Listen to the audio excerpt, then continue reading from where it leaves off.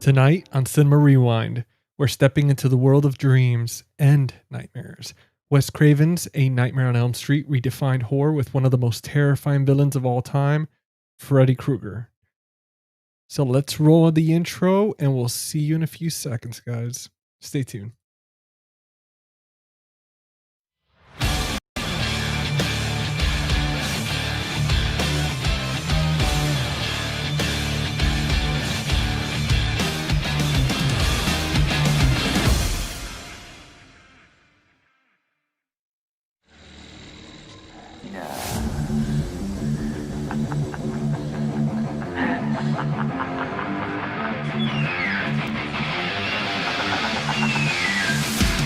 This is God.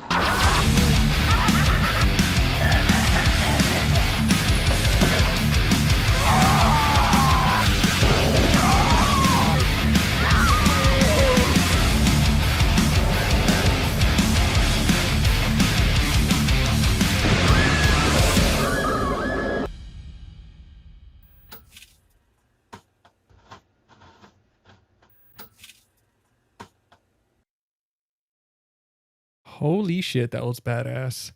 Well, guys, welcome back to Cinema Rewind, the series where we rewind the films that terrified us, thrilled us, and shaped the way we experience horror. At least for this season. Obviously, we'll be doing some other stuff, but it's neither here nor there. I'm GC, the host of Face the Movies and the Friday Night Fright Night podcast. This is episode 16. So again, welcome. And tonight we're diving into the original A Nightmare on Elm Street from 1984, directed by the legendary, one of my favorite directors, Wes Craven. A film that turned sleep into something deadly and gave us a horror icon like no other.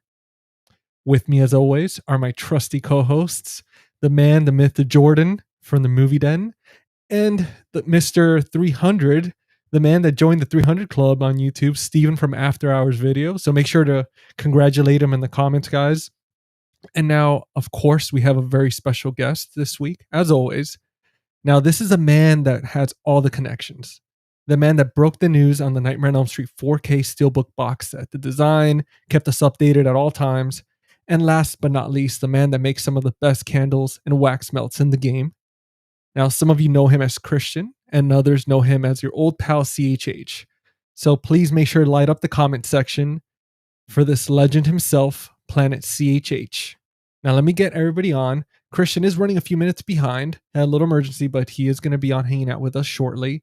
But let me get my co-hosts on here and get the party started. What's up, Steven? What's up, GC? Whatever you do, don't fall asleep.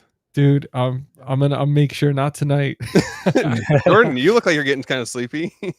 No, I'm good. I took those what did Nancy take? Stay awake, fast acting pills. Yeah, those are the ones. I popped a couple of those and we're good to go. Oh my god. Dude, man, like this movie is absolutely insane and I love it. And just the thought of falling asleep, especially tonight. I mean, I love Freddy, but after this deep dive that we're going to be doing tonight, I'm going to be afraid to close my eyes. I want to say real quick, dude, Steve, congratulations, man. 300. Dude. Thank you. That's huge. I can't take all the credit here though. GC also hit 300. Dude, oh, that's right. GC did too. It's a exciting milestone for both of us, and I couldn't think of a better way to celebrate it than A Nightmare on Elm Street. Dude, absolutely, man. Hell yeah, brother. Oh, thanks, man. Thanks, guys. Dude, when you let us know last week that, because I think it was just literally just last week that you hit 300, I was like, man, hell yes, dude. With Christian. Yeah. Dude, that's right. Yeah. What was it on Thursday? It was this last Thursday. Because I was watching. I didn't get to finish watching the whole live stream, but I was watching for a good amount. And dude, it was awesome. Like to see that live. Yeah, no, it's GC and I have been going back and forth on this. We were grinding away trying to be able to hit that milestone finally, and we finally got to that point. So it's super exciting. Dude, it's smooth sailing now, man, to 500. But dude, I want to jump in here into the comment section for a second and show some love to the people that showed up. We have quite an audience tonight. So again, thank you guys so much for tuning in. And I want to start off with KB. What's up, brother? And he says, What's up, man? talking about favorite slasher while watching Scream. I'm in the rock. No, you're in the right. You're watching. Are you kidding me? We're talking about both Wes Craven. Yeah. That's right. That's right, man. Absolutely. Depends on what Scream you're talking about, though, KB. Yeah, that's true. Are we talking original or are we talking one of the new ones? And then we got Robert Knight 90. What's up, Robert? I'm assuming that you got your Steelbook today. Hello, you're talking about my favorite movie franchise tonight. Dude, hell yeah. Are you kidding? I like his thumbnail. I mean, oh yeah. Yeah, dude, hell yeah. Oh man. So many exciting things going on right now. We got this. We got A Nightmare on Elm Street, the 4K box set coming up. Next week. Night of the Living Dead Steelbook. Too guys, exciting. Are you guys aware that around the same time next week, we are going to have the box set in our hands? What we've been waiting for so long. Yeah. Like, it's a dream come true for any Nightmare on Elm Street horror fan. I'm sure everybody in the comments could relate to that. I'm sure most people have it pre-ordered somehow. It's going to be awesome. Dude, Keith, what's up, brother? Keith, thanks for coming to hang out with us. Hell yeah. And we got skip somebody, the Wrestling God. What's up, man? Wrestling God? What's up, man? And then see KB, I'll leave the congrats for tomorrow. Absolutely. Yeah, we're doing the conversation. GC, didn't you do that with KB already? I did. I think it was on the 16th. Nice. That we did it. Dude, ton of fun, man. You're gonna have a blast. KB's it's a lot of fun. Yeah. I'm excited. I was like, man, I want to be at least half as good as a host as he was. Like, he was just phenomenal. Like, you could see the love in the comments. Everybody enjoys tuning in. So you're gonna have a blast, man. Yeah, I'm pumped for that. We're doing it tomorrow night at 8:00 Eastern time. Dude, I'll be tuning in, man. Hell yeah. I'll be tuning in. Got Robert. Hello, Steven. Up, Robert? They're Thanks for joining us. Get you, Steven. Oh, God. 2 weeks in a row, right? Yes. Hunter Collects. What's going on, Hunter? Thank you for joining us. And then we got Ellie. Just finished watching all Nightmare movies for some. Oh my God. Hell yeah. Awesome. I want to experience that again. Ellie, I'm so jealous. Ellie, what was your favorite one? Other than the first one?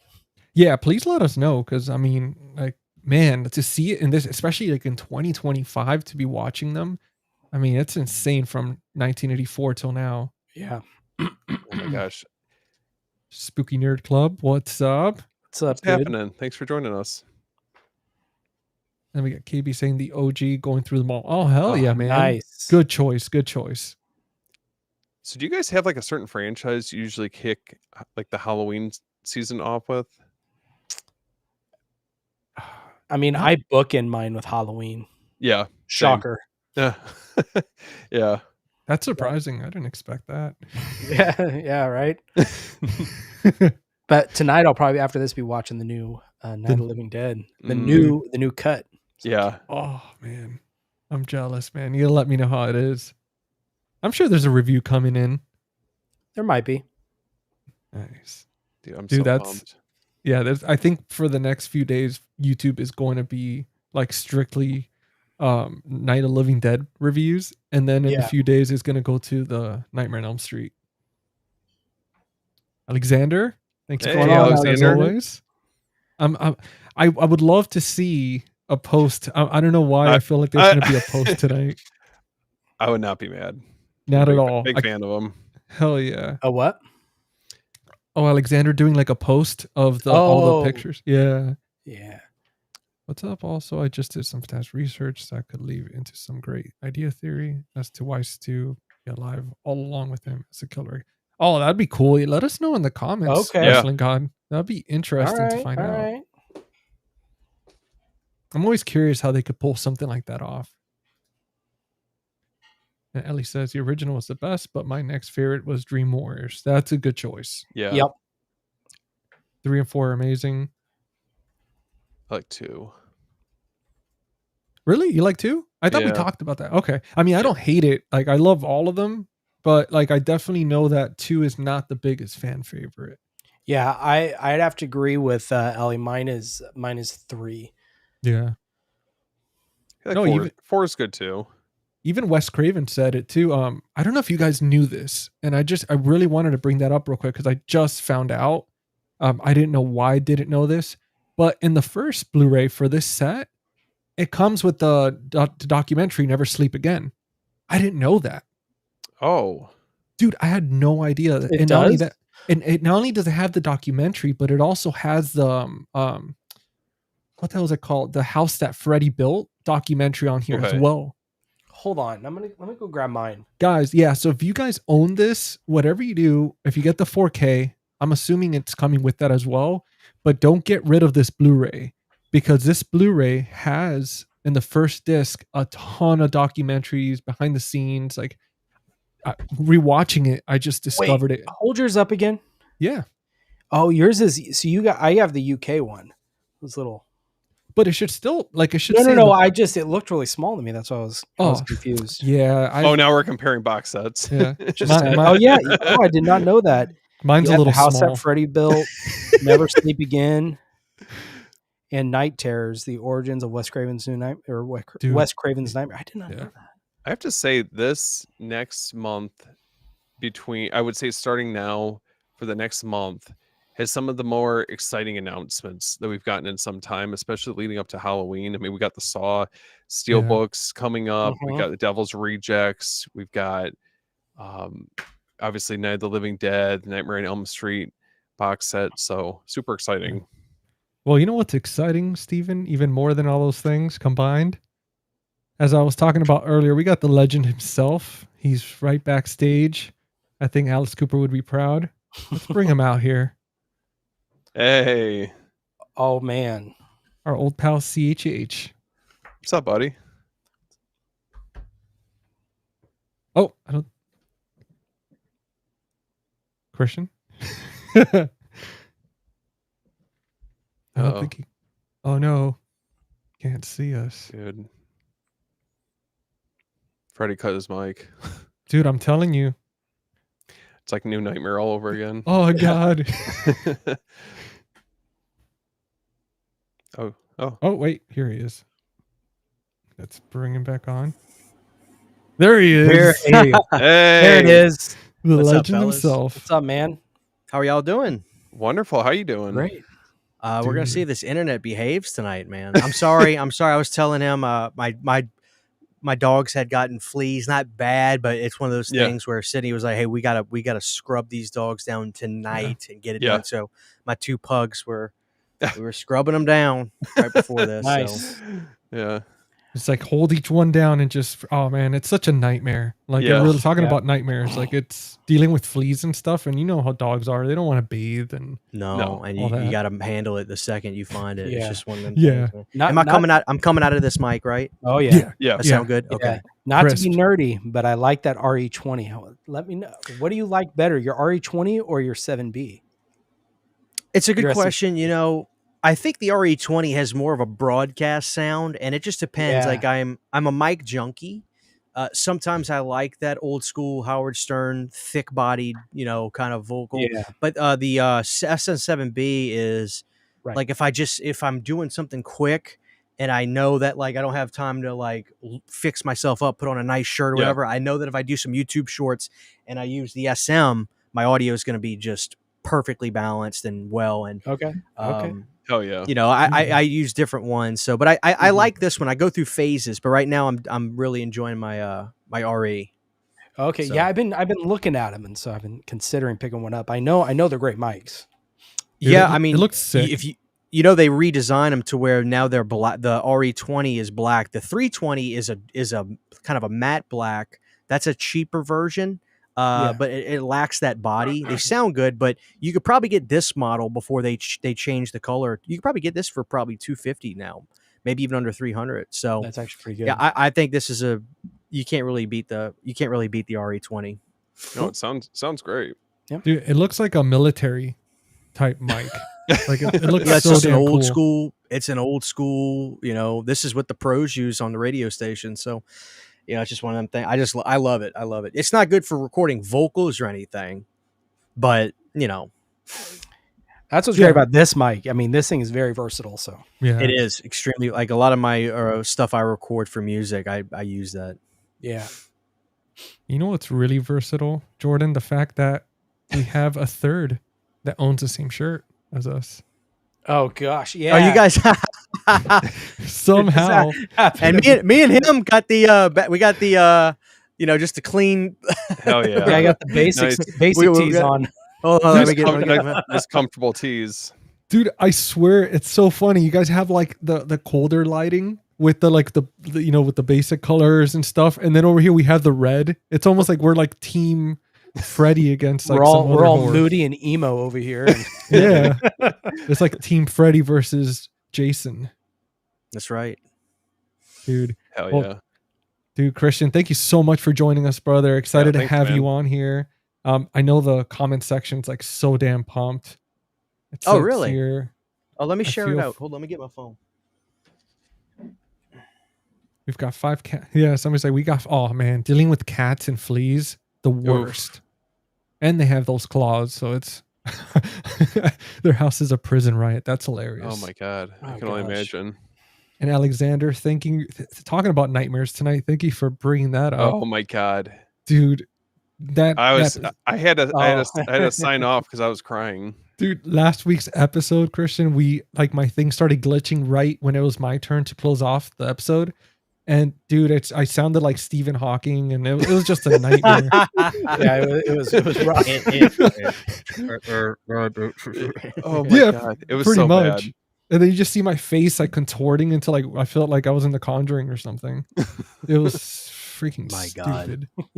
But guys, tonight we're not just celebrating finally, like we said earlier, that 4K box set coming in just a week. So around same time next week, we're going to be talking about that. But I mean, we'll see about that. Just a week. We'll see about that. oh man, don't scare me. I mean, last Wait, year do that you- 4K was delayed a little bit. So, I mean, I think it was delayed, like, for me, like from Amazon, like at least a solid week than it was supposed to come out. So Yeah, Oh, that's right. I remember that. dude, it it's is so what it close is, to though, the man. shipping. I know it is. It is. I know some It was people, like- some people got their Night of the Living Dead today. Other people, they're like, it's Same. going to be another week for me. I lucked out, man. Yeah, I buddy. ordered, there you go. I ordered from Monster Mall, and no disrespect to them, it wasn't their fault, but they said, dude, we got shafted. We're not getting our stuff. I that's crazy. just happened to go on Grindhouse Video, which I don't typically use them, not for any nefarious reason. It's just they're not my go-to. And sure enough, they had it in stock. Some bitch, I ordered at 10 o'clock. Some bitch had it boxed up on the way at 5 a.m. to me the next day. I was like, oh, Damn. wow. So Grindhouse I was Video- watching it earlier. Yeah, I was watching it earlier. They Oh, are yeah. they're kind of a sleeper in all this. I mean, they also sometimes have some harder to find releases with still slips and stuff if you're looking for that. And the dude ships sure. fast. Didn't they Yeah, I shut down mean- the actual store, the physical location? I wouldn't be surprised, man. It's hard to keep that stuff Yeah. afloat Yeah. nowadays. I always wanted to check it out, but Dude, my buddy has the same situation. He ordered around the same time I did, and his has no update or anything either. So that really sucks, man. But we do have somebody here, Hunter Collects. He was actually saying thank you to you, Christian, because he said when you posted it live on Amazon, you saw it like 10 minutes later, pre-ordered it. Yeah, and it was like gone. That was late at night. Shit. That was late at night. Oh, real quick, I want to say this to Hunter. Hunter, December 13th, meet me at the whatever lounge. We're going to see Blue Oyster Cult. I want to see you there. He's in Texas, so he right was on. at he was Okay. he was at the Alice Cooper Judas Priest concert with me. I didn't see him, but he was there. Well, I think it was last week. Time flies so fast. I think it was last week, but he was there, and he was telling me he was at the show. Dude, go see Blue Oyster Cult with me. I'm gonna be there. Man. That's my second Dude. favorite band. So Dude, I love him, man. Hell yeah, that's awesome. I've been dying to. I'm in like South Carolina, like kind of like in not in the middle of nowhere, but might as well be. And like, dude, there's no concerts or anything. I miss all that stuff, man. I can't wait till February to move back to South Florida to be able to go to concerts and hang out in the city and stuff and just do shit. I tell you what, man, it's tough because the markets for music and stuff, especially like rock and stuff, it's like that Biloxi show wasn't sold out that well. It really wasn't. Last year, Manson and Five Finger Death Punch, I call them Five Finger Discount, they sold that Biloxi. It's an arena. No, an arena, not a stadium. But Manson, who was amazing. I don't know if you guys like Manson, but I saw him sober. I saw him when he was drunk and fat and gagging on stage, and I wanted my money back. And then I saw him last year, which I thought he put out the best record last year. That record was phenomenal, and he rocked the house. He was amazing. And then I left after he played. I'm not really a big Five Finger Death Punch fan, but yeah, I saw him in that same venue, that Biloxi place, and he was amazing. And he sold it out. They sold it out. But then again, you could tell when it's funny when you go to the venue, a Manson fan walking in, and you know the difference between a Manson fan and a Five Finger.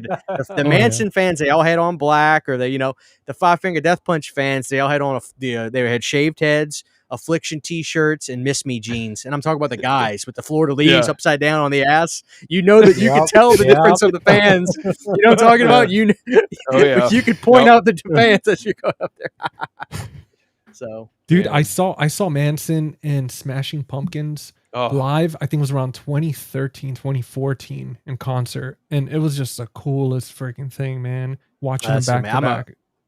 I became a Smashing Pumpkin fan just recently, for no other reason. I just never really. I'm a big '80s, I'm a big Whitesnake fan, and stuff like that. I love that, but I'm not anti '90s by any stretch. But I just never really listened to Smashing Pumpkins that much before. But then I kind of became a Billy Corgan fan because of his ties to wrestling a little bit, and so I got to know him and watch videos of him, and I just started to like him, and that kind of made me want to listen to the band. Of course I know songs from them, but that 98 record, I can't remember the name of it, with the black with the red butterfly, whatever it's called. That's my favorite record. It's phenomenal. But dude, it's never too late, man. It's never too late to join the pumpkin cult. I am. Yeah. I met him too. Yeah. He just happened to be in a record. He was in a record store in Shreveport. I just happened to run into him. It's so random. Dude, there's this place called store too. So there's this place called Rick's Records. It's this little place in Shreveport. This guy has everything. I mean, it's like a old building flooded with records. You have to walk sideways through the place.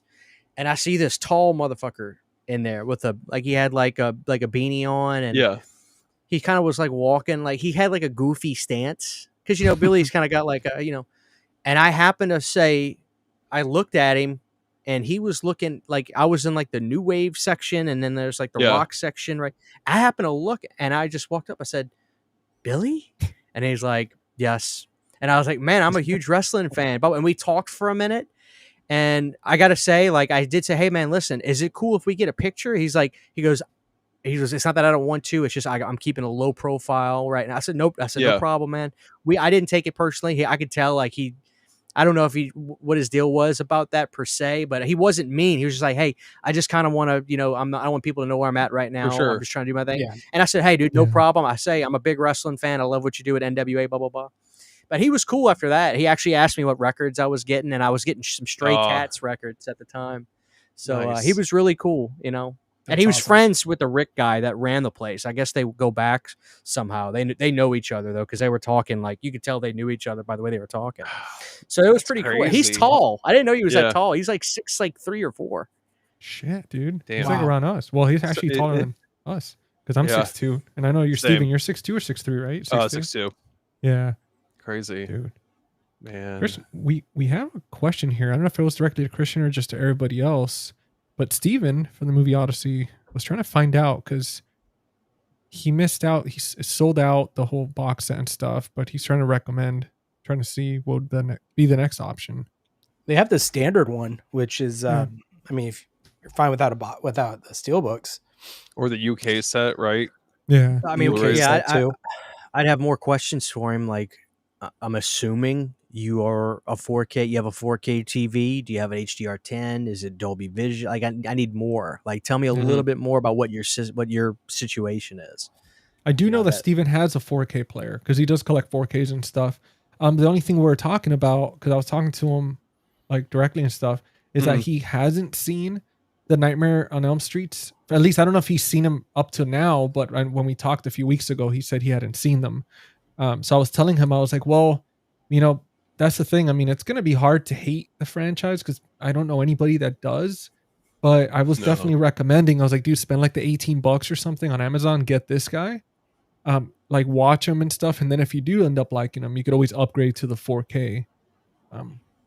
There's definitely a lot of options. Nothing wrong with that. Yeah, because Christian, we're just talking about this, man. We just found out. I found out today that this little set actually comes with the Never Sleep Again documentary in the house that Freddy built, and I had no idea. Well, just to be clear, that's not the Never Sleep Again that covers all the movies. Never Sleep Again was a documentary that was made for the Infinifilm DVD, which came out years before that. And it's like a 18 to 20 minute documentary about the first movie. And that's what it was called. It's good. It's a good documentary, but that's not that's a 1428 production, the one that covers all the movies. So that was an independently made thing. So for New Line to put that on there, they'd have to license it. Even though like they're using footage from their movies, it's still an independent production. So they actually took the name for the full doc from the documentary that was made by New Line to put on the Infinifilm DVD. Oh, there it is. Yeah, that's not what's on that release. Yeah. Damn. So I always tell fans, like, just when there's a lot of people that complain, they're like, they should put the Never Sleep Again documentary on the 4K. And they're talking about that one he just showed. I'm like, well, yeah, but odds are you already own it. Yeah. So most people probably already own it. So, dude, put that out, Jordan? Was it 101 Films? Yeah. That's Yeah, the one nice. that is still in print. they did Chris from my Lake understanding. Memories too. Yeah. Yeah, I have that one up there as well. Very nice. See, we have the right person on tonight. You see, guys? Yeah. Look at that. There we go. Just setting the record. GC's out there spreading rumors. No, it wasn't just me. No, it was. Sorry, guys. I just got excited when I watched it and everything, and I hadn't seen the other documentary. So I'm like, what the hell? It's like this whole time this was in here somehow. I was like, why didn't nobody tell me? But apparently I see why, because it's like just a 40-minute, like its own separate thing. Dude. Well, guys, normally we start with an icebreaker, right? I think we broke the ice pretty hard so far, but I did have a little fun one. Just so if you guys want to do it, are you guys down? Oh yeah. Yeah. Okay.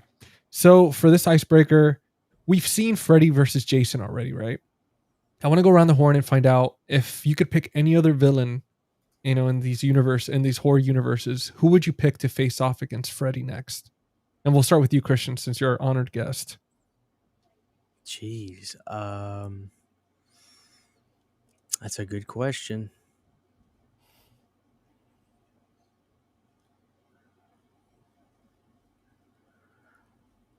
I'm thinking. I'm sorry. I'm not frozen. Oh, dude, I was just gonna. Oh no, he's just messing with us. No, I'm not frozen. I know, dude. It's a hard one, man.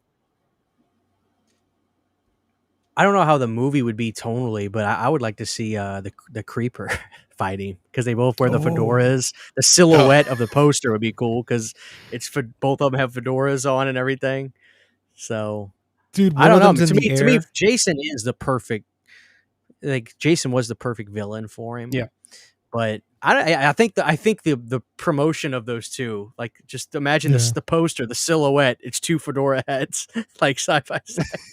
So, dude, PP Dangler actually picked the one I was going to pick. That's Freddy versus Hellraiser. I had a couple in mind, but that was one of them. That was one of them. Okay. Oh, Pinhead would definitely sick Butterball at him first.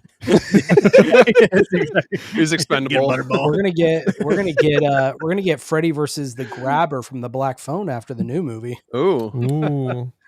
I haven't watched the trailer for that, but how the hell he died? Right?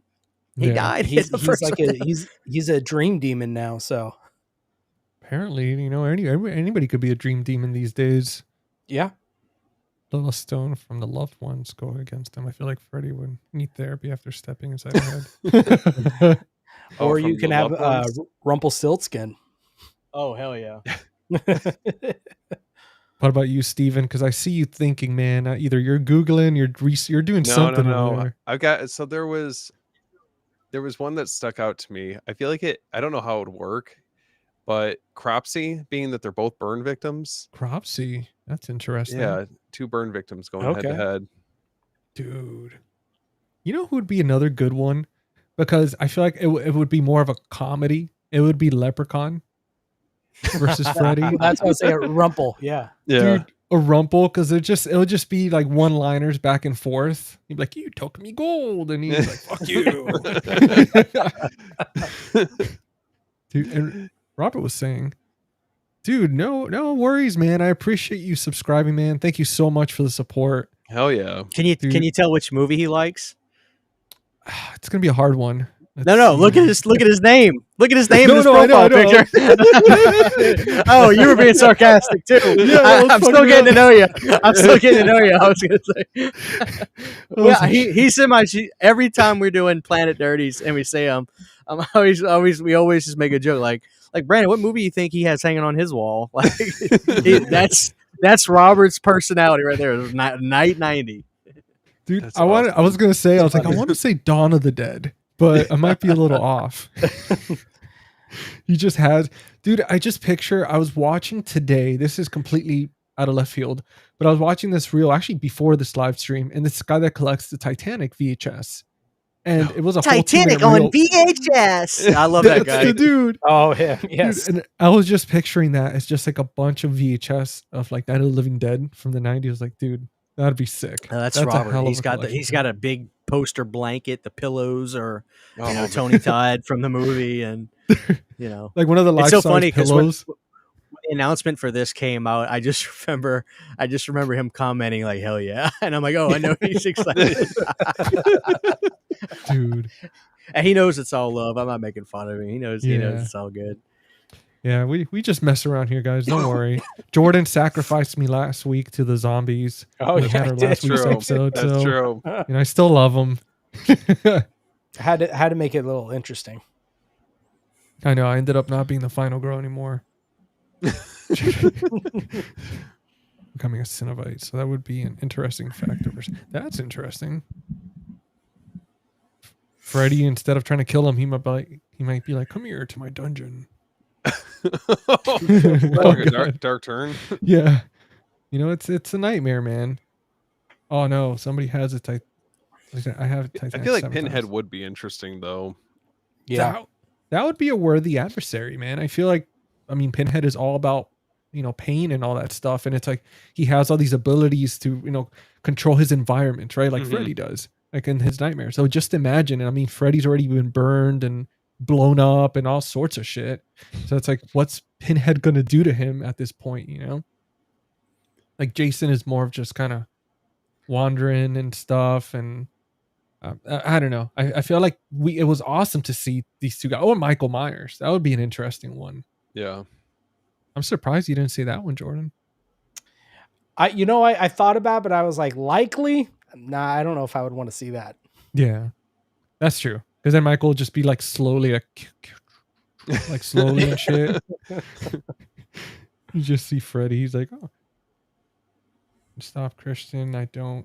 It's just a fun. Keep telling. Try to save face. Oh man, this is awesome. That's funny as hell. I got so many of you guys can't make it in most live streams. Dude, that's awesome, man. Yeah. Thank you. We got you'd get sick of that so fast, Robert. You go right back to work after a day. Yep. Freddy versus Chucky. That would be a funny one too. I feel like that would be hilarious. Especially if it's Bride of Chucky. That Chucky where he's like a smart ass and he's all scarred up and shit, like the cool Chucky.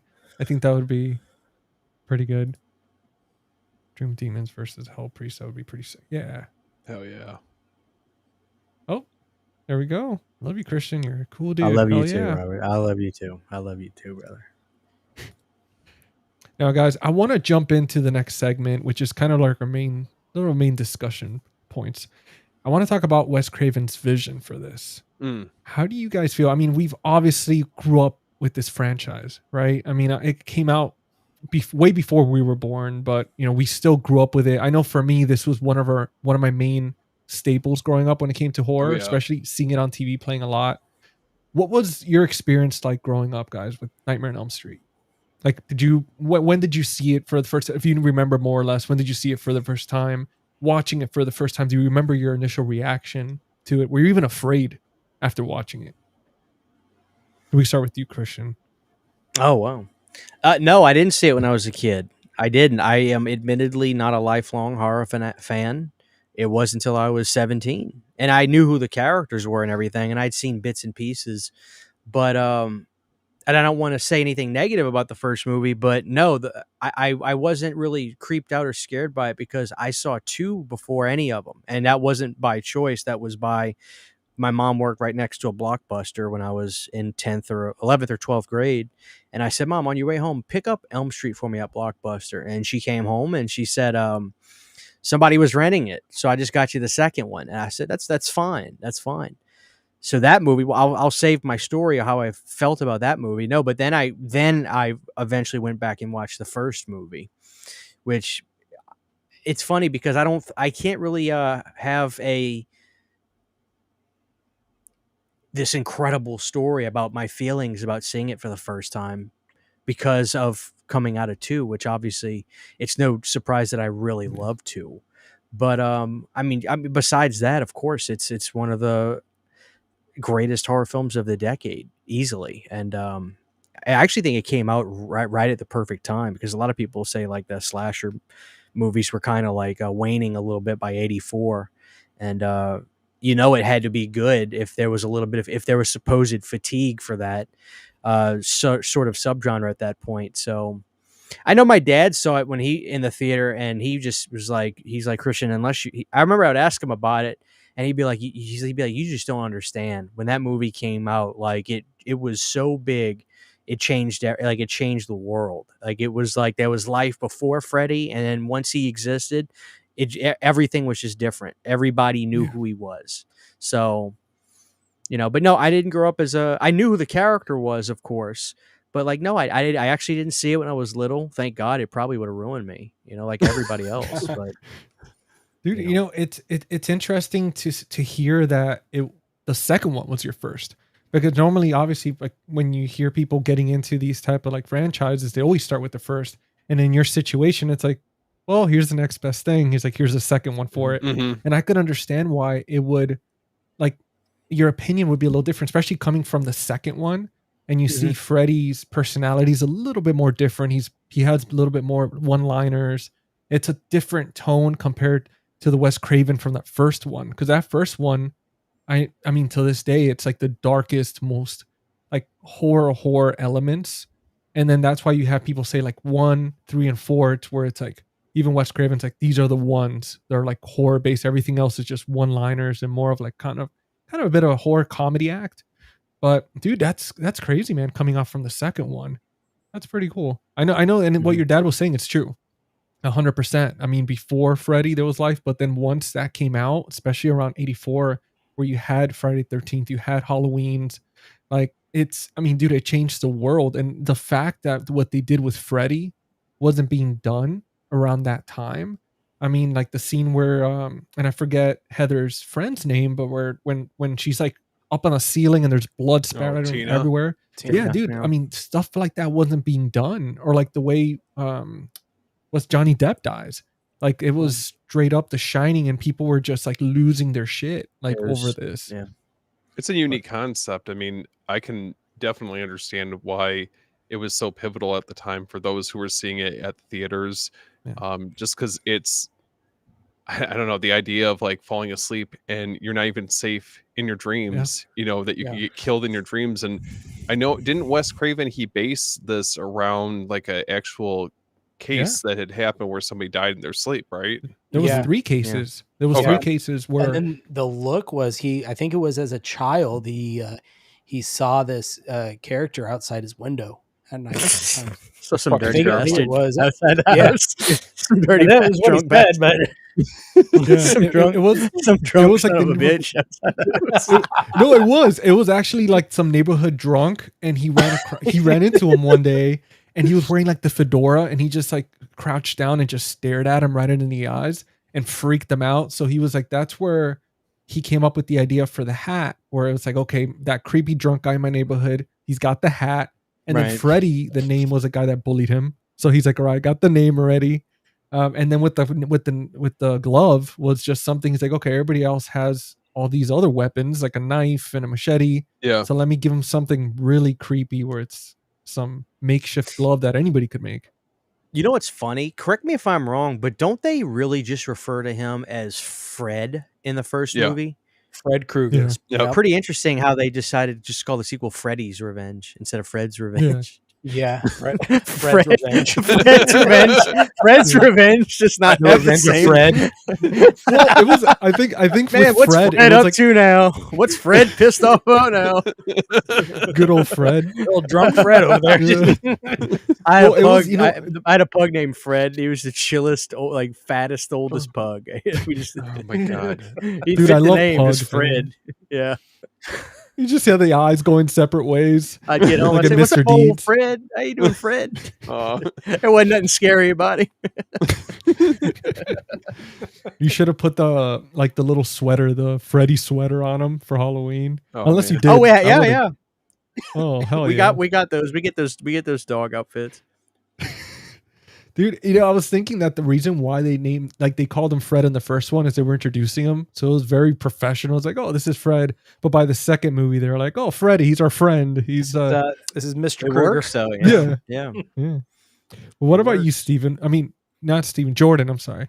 Jordan, Yeah. when was your first experience with Fred? Mine was a little later. See, because with my dad, he's the one who introduced me to all these characters, all these movies. And Freddy and Nightmare on Elm Street was never his favorite. It was always Halloween, hmm. and then Friday the 13th was the next. And it was always those two growing up that I watched a lot. So it was quite a bit until I was a teenager, I think, when I first saw the first Nightmare on Elm Street. I don't remember being scared at that time. Except, well, I take that back. The Tina scene kind of creeped me out. I mean, it almost looks as though she, you see that like an exorcism. That's what I thought when I first saw it. I was like, oh shoot, this is like she's rolling on the wall, Yeah. crawling upside down, stuff like that scared me. But that's for the most part, that's all I can remember. And of course, the iconic scene of Tina in the body bag getting dragged in Oh, hell yeah. the hallway.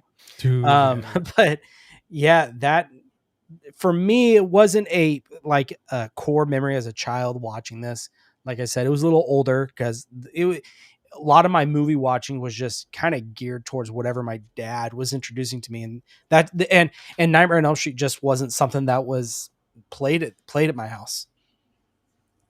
Dude, I mean, I could imagine why too, because like it's different than having like Halloween or Friday the 13th, like especially around that time where you have these figures that it's different way to scare kids than somebody that could terrorize you in your dreams and they're all burned compared to a figure with a mask where it's like, oh, okay, kids are excited, but then they see this disfigured guy and he's like, oh, don't fall asleep. It's like, shit, we don't want our kid traumatized tonight.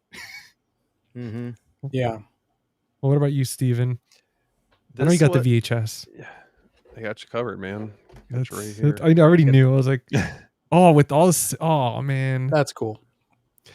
Yeah, so this was one that a film that I got into after I started diving into Halloween, Friday the 13th. I would go down to the video store, try to nab up as many of like the the original ones and sequels, and then Nightmare on Elm Street eventually came around. I agree. I didn't find it as scary. Like there's something very visceral and creepy about it, especially for the time. It's very inventive and is iconic for a reason. But yeah, I definitely didn't. I wasn't scared by it the same way I was with like a movie like Halloween. Halloween, I remember being like so terrified after seeing that. Maybe it's because I saw it too early, but yeah, these definitely have like the whole franchise has such a special place, just nostalgia purposes and just in general. So, Dude, see, like I could understand where you're coming from with not being afraid of like the Nightmare on Elm Street series, because I remember watching them as a kid, watching the first one. I think it was around, I'd say like close to late 90s, maybe around 97, 98. And I yeah, remember it was playing on TV. I don't remember how it was playing, but obviously it's one of those like they change out certain scenes and stuff because it's on for TV, sure. especially at that time.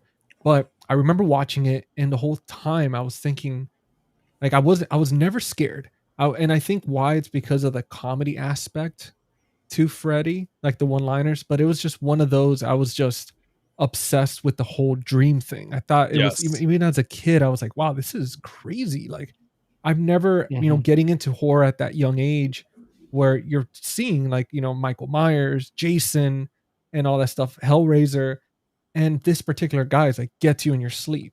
It was just something totally different, and it really got like kind of the hamster in the wheel running. But Was it's an experience, man. was this your guys' first exposure to Wes Craven? Yes. Yeah, I know for No. me it was. Oh, okay. What was yours, Christian? I think I saw Vampire in Brooklyn when I was a kid. Oh, good entry point, right? Yeah, there we go. Yeah, I think it was that. I'm pretty sure it was that. What's up, Eli? What's going on, man? Eli? Dude. Robert was saying it's like, wonder if the old drunk guy ever realized that Freddy. Hell no, he's drunk, dude. He's just He's all stumbling. He's like, wait a minute. liquored up on Henny. He's like, that's a good looking guy. That's a good fedora right there. Just That's a good looking guy. yeah. He's like, you look familiar. He's drunk off his ass. Now, I want to talk about the rules of Freddy in the dream world. Watching these movies growing up, especially at a young age and compared to now, going back, do you guys feel like those rules made sense? Like between like being able to pull them out of the dreams, and like, did it feel realistic to you at all? I would say so. I mean, As he's much not as you even- could make sense out of it, I think. Yeah, You know, Yeah. I agree. I think for me, when the what really makes sense is up until when you start pulling them out. I think that's where when I first saw it, I was like, what is going on? You know, I kind of agree with Christian though on that. Yeah, it's. I mean, it one of makes those more things- sense than the Gremlins. Like that's why in part 2, they're like, well, can you feed him at 4 a.m.? Like, what's like, when does is it a 12-hour turnaround? You know, Yeah, you see, that's something that I was like, why does it have to be a specific time? Like, it doesn't the only thing is understand. though, it's like, you know, you can't really kill Fred. It happens if you have to bring him in real life and you kill him, but then Yeah. he just goes right back into the dream world. You know, Yeah. that's why the ending of Freddy's Dead. It's funny. I actually think every ending before, even though Freddy's Dead is supposed to be like the definitive death of Freddy with his kid, it's like every ending before that I think is actually better. Like Mhm. including 5 with like the mom locking him in the church and that like whatever. It's like, well, at least he's stuck there. Like, you know, he's like stuck in there with the mom as the nun. 4, it's like they use religion. Okay, you know. But like 5, it's just and Freddy said it's just like okay, like it's no different. You brought him in and his daughter did it, like BFD. Like, isn't he just gonna go right back? You know. So Yeah. it's one of those things. I genuinely think every ending is better than Freddy's Dead's. You know. Yeah, I think they realized that too with that, because I know when I was watching the documentary and Wes Craven was talking about it, they brought him in to New Line and they were kind of like, they let him vent. They they apologized to him and they're like, look, we want to bring you back. We want to do another Nightmare on Elm Street, but obviously we killed him. So they're like, could you come up with something where we could do one more movie, but it doesn't mess up already him being dead and stuff? And that's why he came up with the whole like, he's real in the real world, and he actually got to do the Freddy the sequel that he wanted to do. Oh, Because New he- Nightmare. Yeah, because he, Mhm. he was talking about how the first one obviously was this like baby, and then after that he wasn't really a part of them, and then he like he got to actually like he approved of 3 and 4. He was like, okay, this is good. You know, he liked it and stuff. But then with this new Nightmare was like, you know, it was like he was like, yes, like this is what I would have envisioned being number 2, like that type of Freddy being like in the part 2 instead of the Freddy that we got. Make no mistake, though, if Freddy's Dead didn't make a lot of money, they wouldn't have done New Nightmare. Freddy's Dead made a lot of money. Yeah.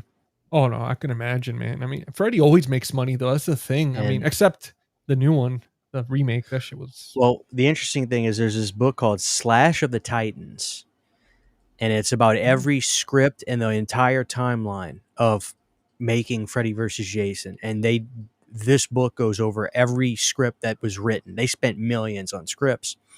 And the thing that they talked about in the beginning of that book, and they based this off of notes and insiders from New Line that were there at the time, was that they got the rights to Jason in the early 90s, and they wanted to do Freddy versus Jason. They were starting as early as then to develop ideas. And Bob Shea this is an interview with somebody from New Line in that book that said that, you know, when, you know, Freddy's Dead overperformed, because it's funny, they said the Dream Child didn't do well. The Dream Child still obliterated Jason Takes Manhattan and Halloween 5, obliterated it. But the problem was it didn't make as much as 4, and 4 was insanely successful. But anyway, Yeah. just to say this real quick, because I don't want to derail too much, Freddy's Dead overperformed. And they were like, oh, well, shit. Like, well, we did get Jason, and if these characters still have money to them, well, why would we rush Freddy versus Jason? Let's do Jason Goes to Hell. And a lot of people think Sean just was like, you know, I don't like Jason, so we're going to do a movie without him. That's nonsense. That makes no sense. He bought back in to do Freddy versus. That makes no sense. When you learn about it, you learn that it's as simple as this. Well, they can't do nothing too crazy with Jason because they're trying to do a goddamn versus movie. So get him out of the movie. That was literally the thinking. It's all there in the book. And then that's why they did New Nightmare, because they're like, well, that was successful. Jason Goes to Hell made money. Well, let's do something else with Freddy. So when I learned that, it changed my perspective on on everything about those 90s movies with those two guys. You know, because Freddy's Dead being successful made Jason Goes to Hell and New Nightmare happen. Oh, it's insane that happened too, because I know, like when I was watching that documentary, they were talking about how they at one point they had Jason, they had Freddy, and then they have Texas Chainsaw Massacre. So they have all three of these. They almost villains. had Michael too. They almost had Michael. They were this close to having Michael. Dude, imagine like what they could have done with that, and instead it's like they had a lot of pushback. Yeah. Just put him in some freaking UFC like, situation. I don't know. I get so mad. God rest his beloved soul. Jeff Burr went through fucking hell with Texas Chainsaw 3. Like, you buy the rights to do Texas Chainsaw, and then Bob Shea gets $1 bajillion for foreign on this movie. But they were stricter at the time on gore. So they had to cut the living hell out of it. And Bob was just freaking out when he saw the first cut of it. Poor Jeff Burr. Like, he didn't disown the movie, but he would always say, like, that is not what you see is not the movie I was making. The movie I was making was much better than that. But can we agree that trailer is probably one of the coolest trailers of all time? The best. Oh, yeah. Man. Dude, no, it's freaking incredible, man. And I was saying, I hadn't seen, stay away from the remake at all costs. I know. I always tell people. No, don't tell her that. Don't tell her that. Don't tell you. She's got that's a girl, right? I couldn't tell by the Is that a guy? Yeah. Anyway, Ellie, watch it. I don't care what you are. I'm just. But you don't listen to him. You have to watch it. You have to watch you have to. They may like it. Yeah. You know, I know people that like the remake. Really? Like, they actually liked it? I mean, I definitely like. There's a fan base for everything. I was gonna say that's the thing about movies. There's everyone likes something. Because there was definitely like some interesting stuff with it, like cinematography and all these ideas they had. You know what it was? It was just, I feel like if they would have kept Freddy in the shadows more, it would have been a lot better of a movie. It was just the face and the makeup that it was just it didn't do it for me. That's the only thing that I agree. It feels like an like AI movie, like an AI Yeah. written script, everything about it, and the fact that the CGI it doesn't look good at all. Especially that I don't want. Well, they haven't seen it. I don't want to say anything. Let them see it. I'll save it. And I will I'll say save it. too, the book slash Titans Road to Freddy and Jason. I put it in the chat, guys. So if you're interested in checking that one out, It's there's a an good Amazon book. link there for you guys. It's a good book. Yeah. I've heard of it too before. Actually, I'll have to check it out. I just got this like 2 days ago. I've been meaning to post it, but dude, I was so Oh, very excited to cool. get this. I want to pick that up. Okay. Yeah, I I've got been it looking on for Amazon. that. And it's actually slash the same. Dustin same McNeil, press. is that the author? It says Lowell Greenblatt Okay. and forward by Nathan Thomas. Yeah, Maybe but this Dustin is McNeil is on the same It's the publishing same company publisher. as it. Yeah. yeah. Yeah, Dustin Def- McNeil did the ones I was referencing. But yeah, awesome. Very cool. Dude, I'm so excited to dive into it, man. I think it's gonna be a perfect companion with that box set. Oh Like, yeah. Because I'm that's ready the to only thing watch. missing. I'm ready to watch fucking 2 in 4K. Shit. Oh yeah. Is that how you're gonna Yeah. do it first? You're gonna start with 2, like we're taking it back. I mean, yeah, I've already seen one. I've already seen one in 4K. It came out Yeah. last year, so I mean, I'm ready. I'm that's true, skipping yeah. one. I'm skipping yeah, that's it. true. Everybody's skipping. Everybody's skipping part 1 this year. Well, is this the same Jordan ain't transfer? watching 1. Jordan's going straight to No. 2. I was watching the 4K before we got on, so Man. There you no, I'm go. excited for the Yeah. 3D. I've been like saving myself because I want to just Dude. binge all of them, just knock them all out. When the Yeah. first one came out on 4K, I told myself, it's like, don't you dare. You know there's gonna be the rest of them coming. And I waited and I waited. And Oh, you did? Yeah, dude. I held off because I just knew it was gonna happen. I knew it. Like I was like, if they're doing one, like there's no way they're not gonna do the rest, you know? Right. Especially seeing Friday 13th, seeing all of them on 4K, seeing the Halloween movies on 4K. I was like, it's just a matter of time that Freddy gets his due. I But, wish yeah. all the Fridays run 4K. I don't know what's going on with that. Well, I'll tell you Yeah. what drives me nuts is we got that really nice, the chunky box of the first one, and I really wish they would do them for the rest of the Nightmare Oh yeah, yeah. movies. Oh, like the separate one. That would have been awesome. Individually chunky, like Yeah. UK WB. Christian, I think Yeah. I was asking about that one of your live streams. I was like, I wonder if they would do the individual releases, but obviously, I think that the Just steel doesn't book make set's sense. probably- It's not something I can't imagine a studio doing that. At the very most, maybe in Europe, because they kind of like they buy them movies more over there. But I doubt it, man. I really doubt it. The only thing that might happen is Germany. They love doing all that stuff over there. But I wouldn't hold my breath, dude. There you go, Sharky gal. I'm unburdened by Unburdened. taste. I'd get along Oh with my Sharky God. gal. Alexander's fucking No. terrible. See, that's Yeah. what I was saying. The cinematography was fantastic. There was certain scenes where the people are Color going into grading. that dream state, and it's Oh, I like like just the micro starts shaking. naps. yeah, and it starts like Yeah. shaking and stuff. Like I thought that was amazing way to convey going into a dream, because I know that's for me, like that's what it's felt like when you're like half awake, half asleep, and you're like, what the fuck is happening? Jolting. The yourself remake awake. does the remake does do the. I went on a rant on this in a video I did about the remake. It does the dumbest thing any Elm Street film's ever done, though. Literally ever. Like I can't stand it. And if any of you guys try to defend it, you're lying.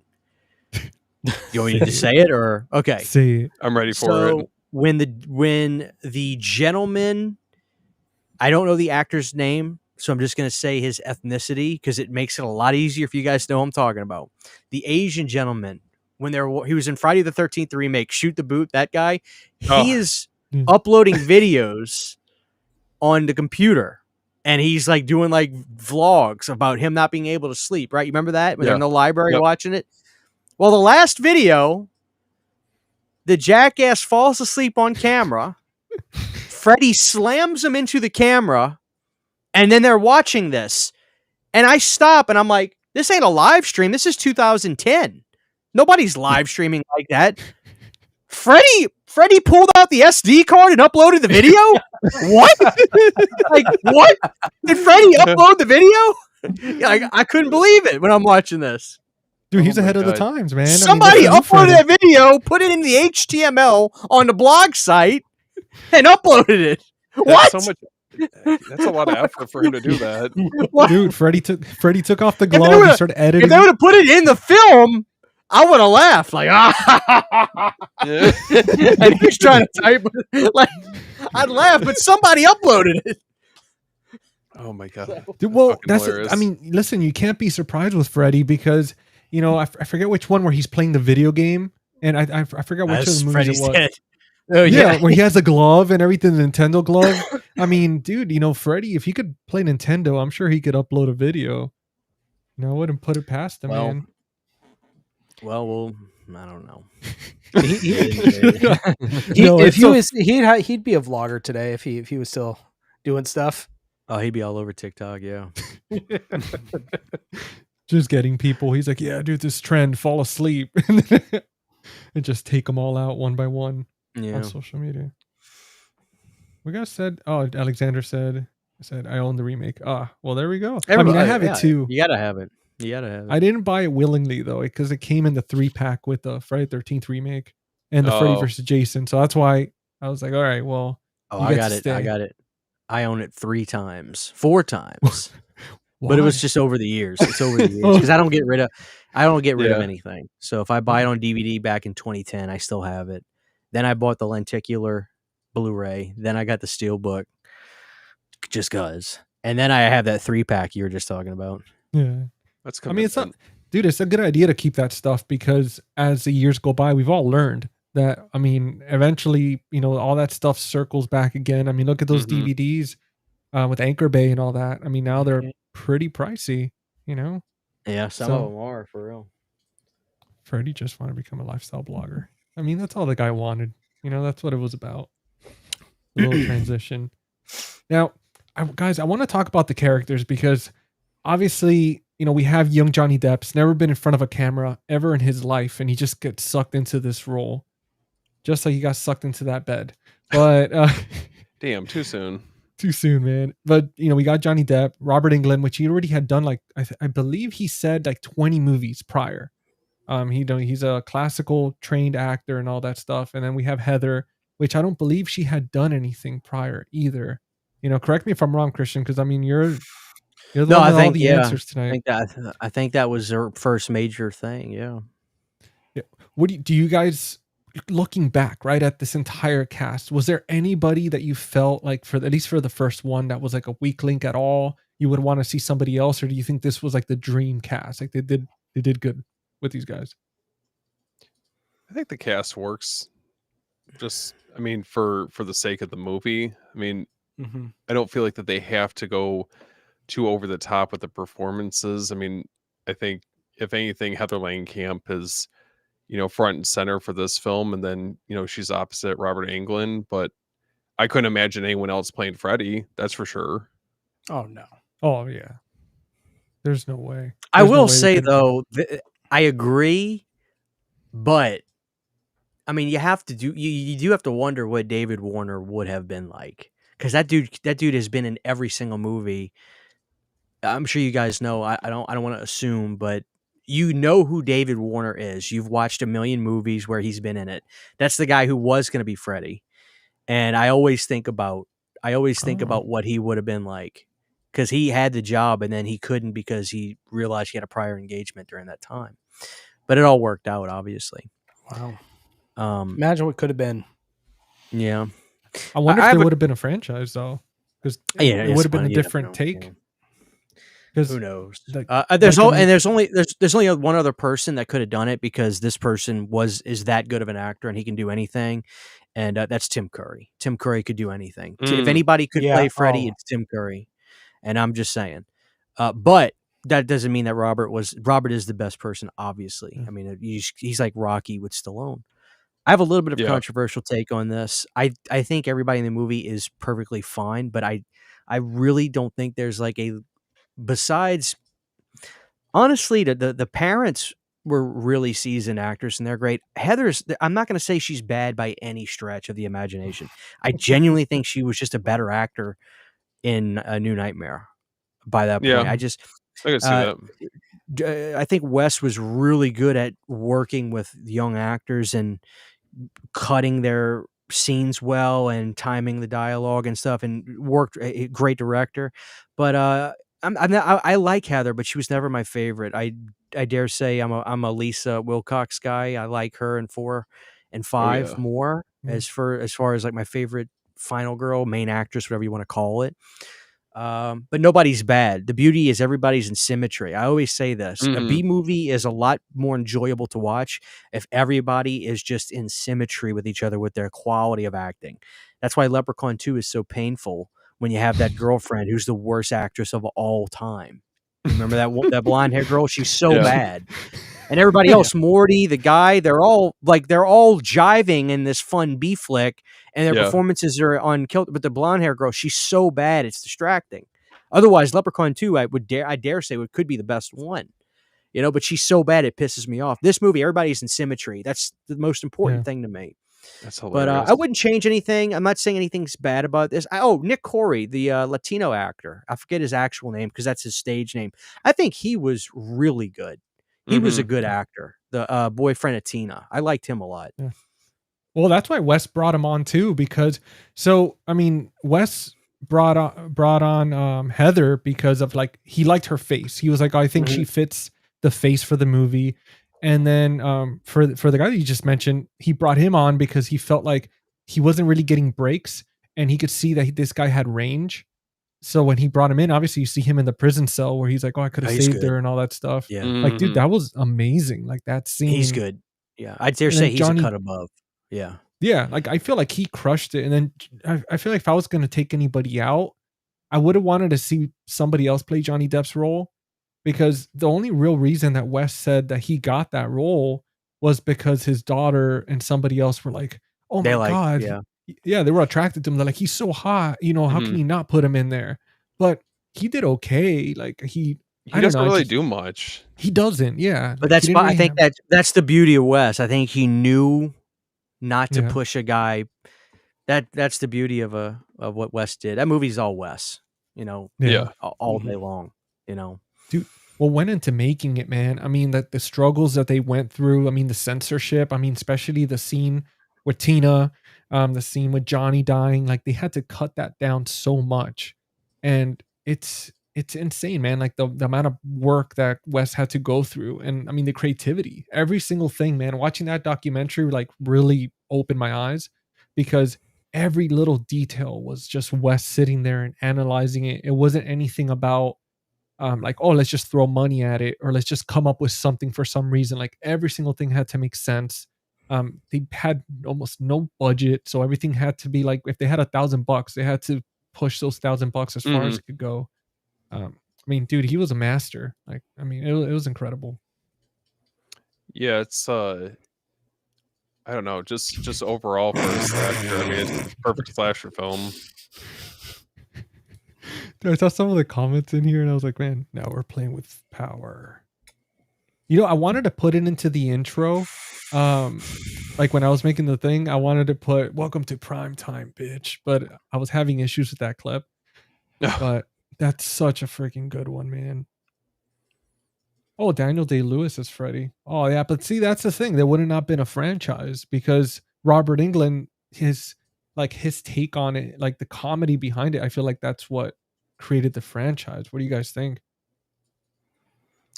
I think it elevated it, I think it made the character a little bit more accessible, I mean, Yeah. he's a child I, predator. So it's like, well, I would you know, say, and this is my opinion, with Wes, with Robert Englund, I think Robert Englund's take on Freddy and his more personality comes out later on after 2 and stuff like that. So it would be interesting to see if, let's say, Daniel Day-Lewis, if they went to a 2 or 3, what kind of character it would be bringing to the Yeah. character. You know what I mean? William says, "Oh no, absolutely, man. I agree. Like, I think Johnny's freaking awesome. I love him in a ton of stuff. I just meant more for like this Oh, he's one. an It was amazing just, actor. Yeah, but it was just yeah, Yeah. of course he wasn't great. I mean, he's good in Yeah. it. He's good in it, and it's edited Yeah. great. Wes did a great job working with him, but I mean, he had never done shit before. yeah. You know, And he was So actually it is trying what really it is. hard. It's not a knock. It's not a knock on him at all. Yeah. It is what it is. You know, he's a great Yeah, it's like actor. picking Now he somebody is. off the island. It's, he Yeah. was like the most likely candidate just to. I mean, that's the thing too. It's like he just always seemed very calm throughout the whole Mhm. movie. Like it's Yeah. like all these people are dying and all this stuff is happening, and he was kind of just like, oh yeah. I mean, Even it's gonna even be in okay. death, he was just inconvenienced. Yeah. He was a little more upset than that, but you know. Yeah. The whole movie is just trying to sleep. Yeah. Seriously, man. Most relatable character. He's like, God, why does everybody have to die today? Like, really, guys? I just want to listen. I want to watch my MTV and Yeah. listen to my record player and my dude. That scene with the TV when he's just holding on to it and all that stuff. Like, did you guys ever actually do that growing up? I used to listen Well, I to never- my Walkman with my headphones on in the bed, but I didn't have the TV on the bed with me. No. I was gonna say I never had a TV like that, but We like watching the TV and like and listening to your Walkman at the same time. Because, dude, I have like one of those little 9-inch VHS CRT TVs, and I have a 13-inch one, but those shits are heavy as hell. Yeah. Like even for that tiny ass TV, it's like especially those mattresses back in the day, it would just like push the spring down and just like dent it in. Mhm. Yeah. I'm trying to find one of them little 9-inchers with the VHS in it so we could put it in our kitchen. Because Sydney saw some of these TikToks. Oh where you yeah, set they're the coming little things back. up in the corner. You know, Dude, I highly recommend estate sales. I'll find the Yep. website. I have a website. I'll send it to you. That's how I got both of them, and I got them for $5 each. And That's dude, incredible. price. estate sales. Yeah, I just try to. yeah. I check Goodwills, and you know, I never get lucky. Once every year, Yeah. I'll get lucky at a Goodwill and find good stuff. But other than that, Yeah, I don't know It's- where people find hauls at Goodwill. Like they'll find like these VHS hauls. I'm like, where are you getting them? Mine Yeah. are like bare boned. It's the area, man. Like, I mean, in South Florida, I barely found anything, and then here, I've just been finding like VHS left and right, VCRs. That's I cool. find them all the time for like $5. really, yeah. And mine every time I go is always those like 6-disc DVD changer players. That whole thing. What am I you gonna do know with what's this? funny, dude? You know what's funny? I'm gonna grab one of them the next time because it's funny. I see those all the time. Eventually, somebody's gonna do a TikTok about them damn Oh, yeah. things, and everybody's gonna be like, "Ooh, ah!" And then everybody's gonna. I'm gonna grab it the next time I'm there. I'm gonna grab that son of a bitch next time. You guys heard it here first. Make sure to pick up those damn multi-disc 16. players.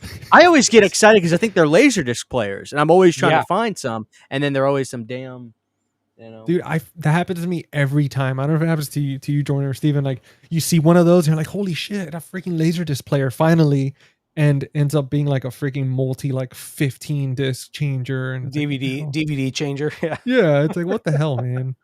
I've had a lot of good luck on Facebook Marketplace for my CRT TVs Yeah. or VCR players, and Yeah, in my area, they all went over $100 for each of them. oh It's no. ridiculous. Dude, one of the CRTs that I got, the 13-inch one, it's I looked it up on eBay, and dude, it was almost $300. And I was like, what and the then hell? it's This is cost so much to insane. ship them too. It's just not worth Oh, it. it's insane. Buying them on 50, eBay. $60, yeah. And then you Hey, got to worth worry it. if it arrives safe or not. Yeah. But I mean, Steven's got all the CRTs over there. He's been hoarding I have them all. I have too many. Oh, Dude. Heather's mom. Yeah. I don't like Heather's mom either. Well, I mean, the only reason they had her and the dad was because they needed the conditions for the studio was that you have to have two seasoned actors, two actors that are going to sell it, that people know about, and that's why they brought them in. I know she won like an award of some sort, the actress around Ronnie that time. Blakely. Well, you know what's funny is I was watching it with my wife. I said it again today when we were watching it, but you know, when she first saw it, which was like last year, it dawned on me, you know who she looks like in that movie? Handsome Squidward. I'm telling you, look it up. Handsome What? Squidward and Heather's mom in their shape. That's fucked. Fitting image. Uh-huh. I'm just saying. That's so Handsome funny. Squidward.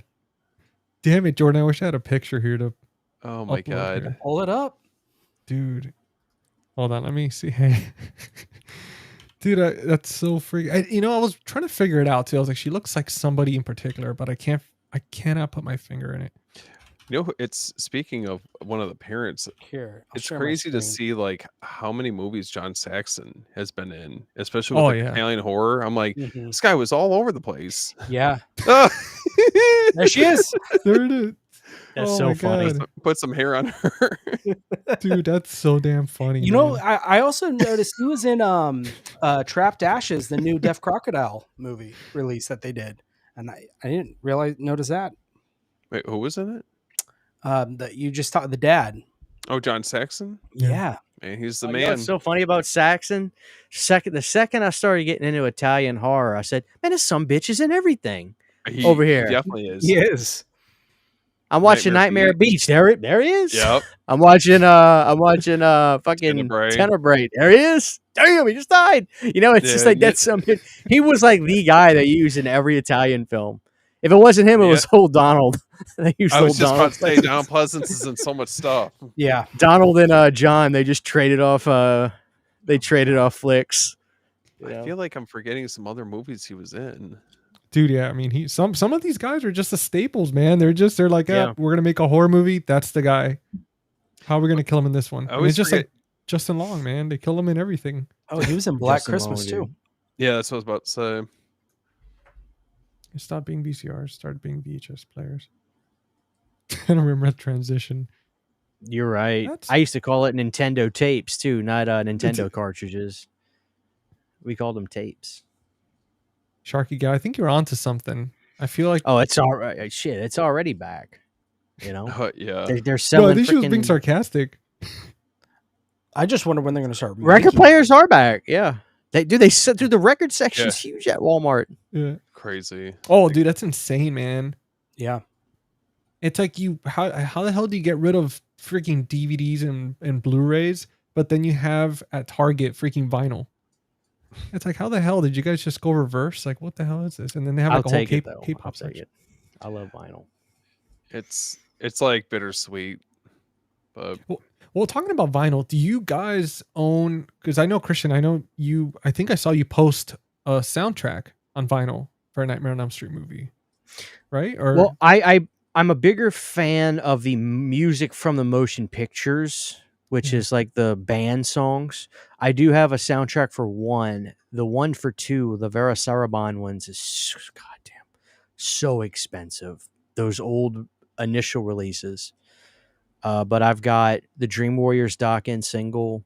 I've got the music from the motion Nice. picture for part 4, which is the greatest soundtrack of all time in any horror film, in my opinion. Not Lost Boys. It's close, but to me, it's part 4. Ooh. I could give a great argument why. I have the music from the motion picture for 5, which has Wasp, Mammoth, not the Eddie Van Halen's kid, but the original Mammoth band. Great band. They were all big, fat guys, too. They were big old boys. They were a great band. Chub Rock was on there, all that stuff. I have the Are You Ready for Freddy Fat Boys 12-inch single. I have the Freddy's Dead vinyl soundtrack, which I had to import from France because I think Wow. vinyl kind of died by 91 in America. It was very, very sparse. Only a few records that I know that were mass produced even in 90. I think by that point, vinyl had really taken a back seat in America. But yeah, I've got some cool stuff, but I don't have like the original soundtracks on vinyl. I have cassettes of part 4 and Freddy's Dead of the original soundtracks that Craig Stefan did and stuff like that. So I have a few things here and there. So Do you have that cassette easily accessible by any chance? I've never seen one on cassette. I'm sorry, before. easily accessible. Yeah, like you're able to just grab it like without having to like shuffle through anything or anything like He that. wants to show you. He wants you to show him. Oh, you want me to? I can go grab some. It's no problem. Yeah, that would be freaking awesome, So you, man. want Kinda to see show- you want the cassettes or the vinyl? Yeah, especially because I've seen some of the vinyls, but the cassettes I've never All right, seen. yeah, I'll go grab. That'd Yeah. be freaking sick, man.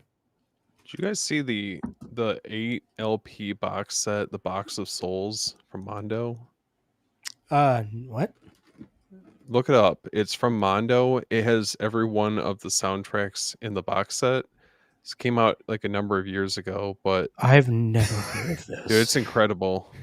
Oh my gosh. Look at Dude, Christian's is- chair. What is behind him? What is No, that? he put Freddy on there. Yeah, but is that a? Oh, what's his name? That looks like a Stretch Armstrong almost. Dude, that's so sick. Stretch Armstrong, Freddy. And- Oh, this looks cool. The box reminds me of Society. yeah. It's. I mean, they go. Okay, so they're you could crazy still expensive. get these individually, these LPs, but as a box set, obviously not. Yeah, I got. I have the first 3 on vinyl. Somebody was asking, Logan Hearsome was asking, did any of you end up getting the Halloween Jack-o'-lantern set? Oh, I didn't get it. I came to grips with I'm just not going to get it right now. Wait, I thought you got it. No, I was holding out. I was going to do it, and then I thought to myself, I was like, look. So I put in the request to get the review copy from Imprint. So if I get it, if my I bad. get it, I Okay. get it, right? But here's the thing. I have obviously all the movies, and I pre-ordered from Sideshow Collectibles for like $80. They have a replica pumpkin. That's So I'm what gonna I have a thought you were pumpkin. talking I remember, about. yeah. So it's like, if I get it, I get it. So Do you we'll see. I guys- don't know, man. You already own them. I feel like in a better format. If I'm being Yeah, honest. well, technically there's new ink coating on it, which I don't know how much of a difference that's really even going to make to, be able to see any difference. But it's just cool to have, man.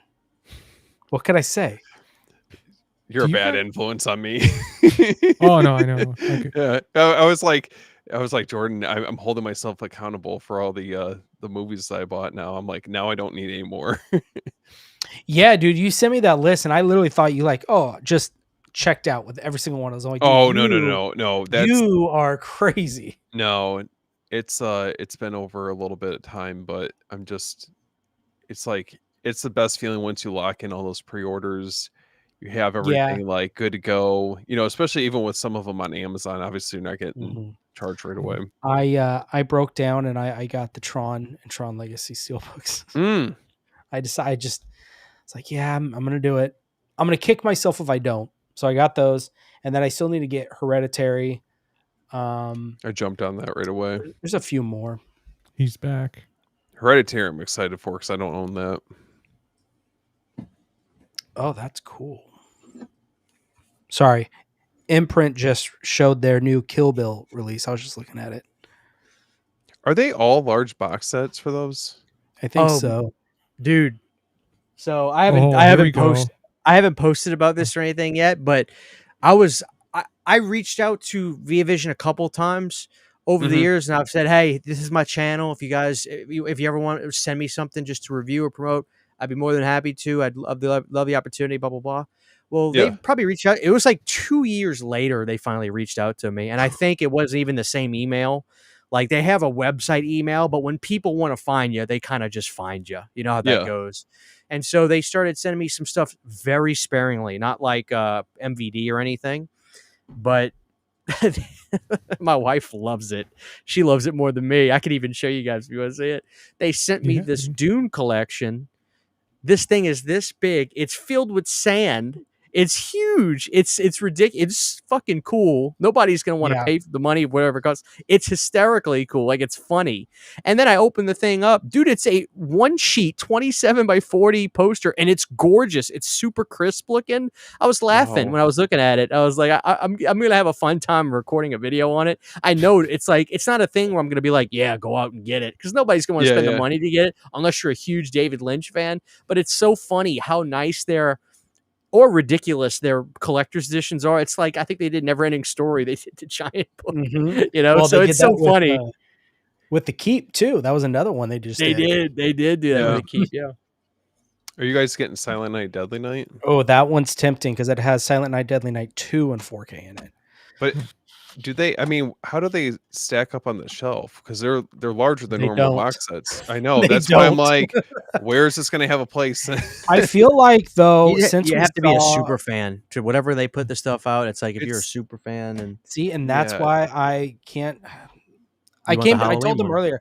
I came to grips with it that I'm not going to buy it. No, I don't know. Well, you know what you man. could do, dude? Can I give you a tip? You can let me see if you can see it.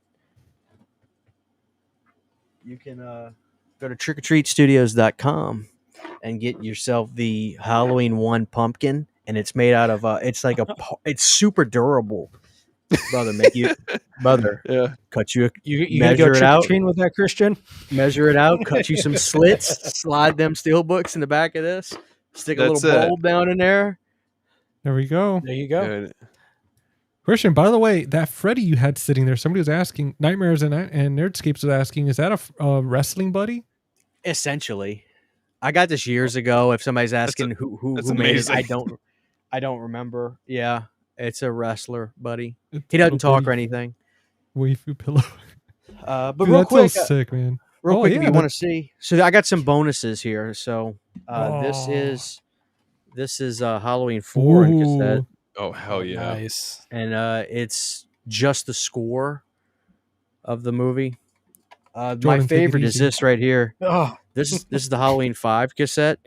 Now, what I love about this is it's Alan's score, but it's also got that Romeo, Romeo song and that song that the Oh. boyfriend Michael plays. I do anything for money.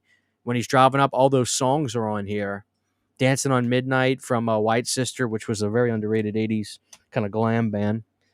And then I have this original Halloween 3 cassette. And what's cool is like I love they're small, but I love like the inserts. They got all the you can see the yellowing of that because the paper's so old. So I got some Halloween ones, That's And I like Steven's favorite. cassettes because cassettes, if you have a good player, cassettes don't sound bad at all. They really don't. And I get TerraVision cassettes because they're cheap and they sound good. I don't get the vinyls as much. I get the cassettes from TerraVision. Christian, did you grab any of the Friday the 13th ones? Of course, brother. Brother, I got all of them. I couldn't there you pass that up. No particular order. Here is the Dokken cassette single Oh. for Dream Warriors. I think it's got Very nice. Paris is Burning. Yeah, it's got Dream Warriors, Back for the Attack, which was the not on the actual album Back for the Attack, interestingly enough. So if you wanted to listen to the song back in the day, you had to have the single because Back for the Attack, which is a great song, was not on the actual record Back for the Attack. I don't know why. And then Paris is Burning. So yeah, this is a good single. And funny thing about this is where my nerdy Elm Street fandom comes out. The single version of Dream Warriors is ultimately better from the album version of Dream Warriors, not because the composition's different or anything like that, but the single version is sped up by 1 or 2 BPMs, and it also raises the pitch of the song just ever so lightly. So if you listen to Dream Warriors, make sure when you go on YouTube or whatever, you go to you type in Dream Warriors single version, you're going to notice the song punches harder and it moves a little bit faster. It's just a better version. The album version is not as good, anywhere near as good as the single version. Here is the Nightmare on Elm Street 5 music from the motion picture soundtrack. Oh. Which That's again, sick. this is my preferred stuff because I learned about bands from this. This is Bruce Dickinson's "Bring Your Daughter to the Slaughter." You can see a little bit of the artwork on there. Romeo's Daughter, Heaven in the Back Seat. There's Bruce up there at the top. That where are they at? This band you can't see it obviously because it's so small, but that's the band Mammoth. They're a bunch of heavyweight dudes. They're big guys, but they're a glam hard rock band. They're phenomenal. They have a song called "Can't Take the Hurt." It's phenomenal. It's a phenomenal song. Love this soundtrack. This is one of my favorite soundtracks of all time. And the whole B-side is nothing but hip hop. Good stuff. Dude, I think Houdini, badass. Chub Rock, great my era of hip hop that I love. Those bands.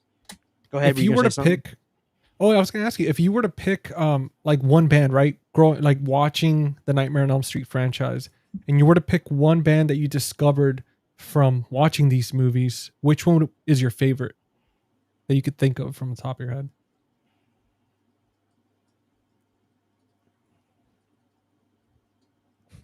Wow, that's a good question. Interestingly enough, because I'm such a huge fan of this artist, I learned about him from Eternal Living Dead 2. I keep wanting to bring him up, but that's not the question. I'd have to say probably Mammoth. And I know a lot of people have no idea who they are. They probably, when I say that, they think of Wolfgang, the Wolfgang Van Halen, but Mammoth was such a great glam hard rock band. They're so good. They wrote amazing songs, but they never really broke. I think they were from New Zealand or somewhere. They weren't American to begin with. So, but other than that, to try to get something a little bit more of a name, I'd have to say Go West. I became a really big fan of Go West because they did "Don't Be Afraid of Your Dreams" on Part 4, and they had huge hits. "We Close Our Eyes" was a big hit for them. And another band I found because of the Elm Street soundtracks was a band called Fate's Warning, which is a legendary prog metal band, and they have a song. It's not really in the movie, but it's a song off of. As a matter of fact, it's right here. Freddy's Dead music from the motion picture soundtrack, which I have this on vinyl. But Fate's Warning was a prog metal band. They're phenomenal. It's a song called Don't Close Your Eyes, I believe. Let me double check because it's on the back of here. Ryan was saying that he liked Dokken from 3. Hold on. Let me find it. Nothing Left to Say. Not Don't Close Your Eyes. Nothing Left to Say. I want everybody to go look up Fate's Warning, Nothing Left to Say. It's an amazing song. And that's one of the bands. The Freddy's Dead soundtrack is undeniably good. There's the insert. You see a little bit of there's Tom Arnold right there, and Roseanne on the inside. So cool. Great soundtrack. Obviously early Goo Goo Dolls, but I actually like. There's 2 Goo Goo Dolls songs in here. There's actually I think there might be 3. No, that was the Junk Monkeys. I thought Everything Remains the Same was them.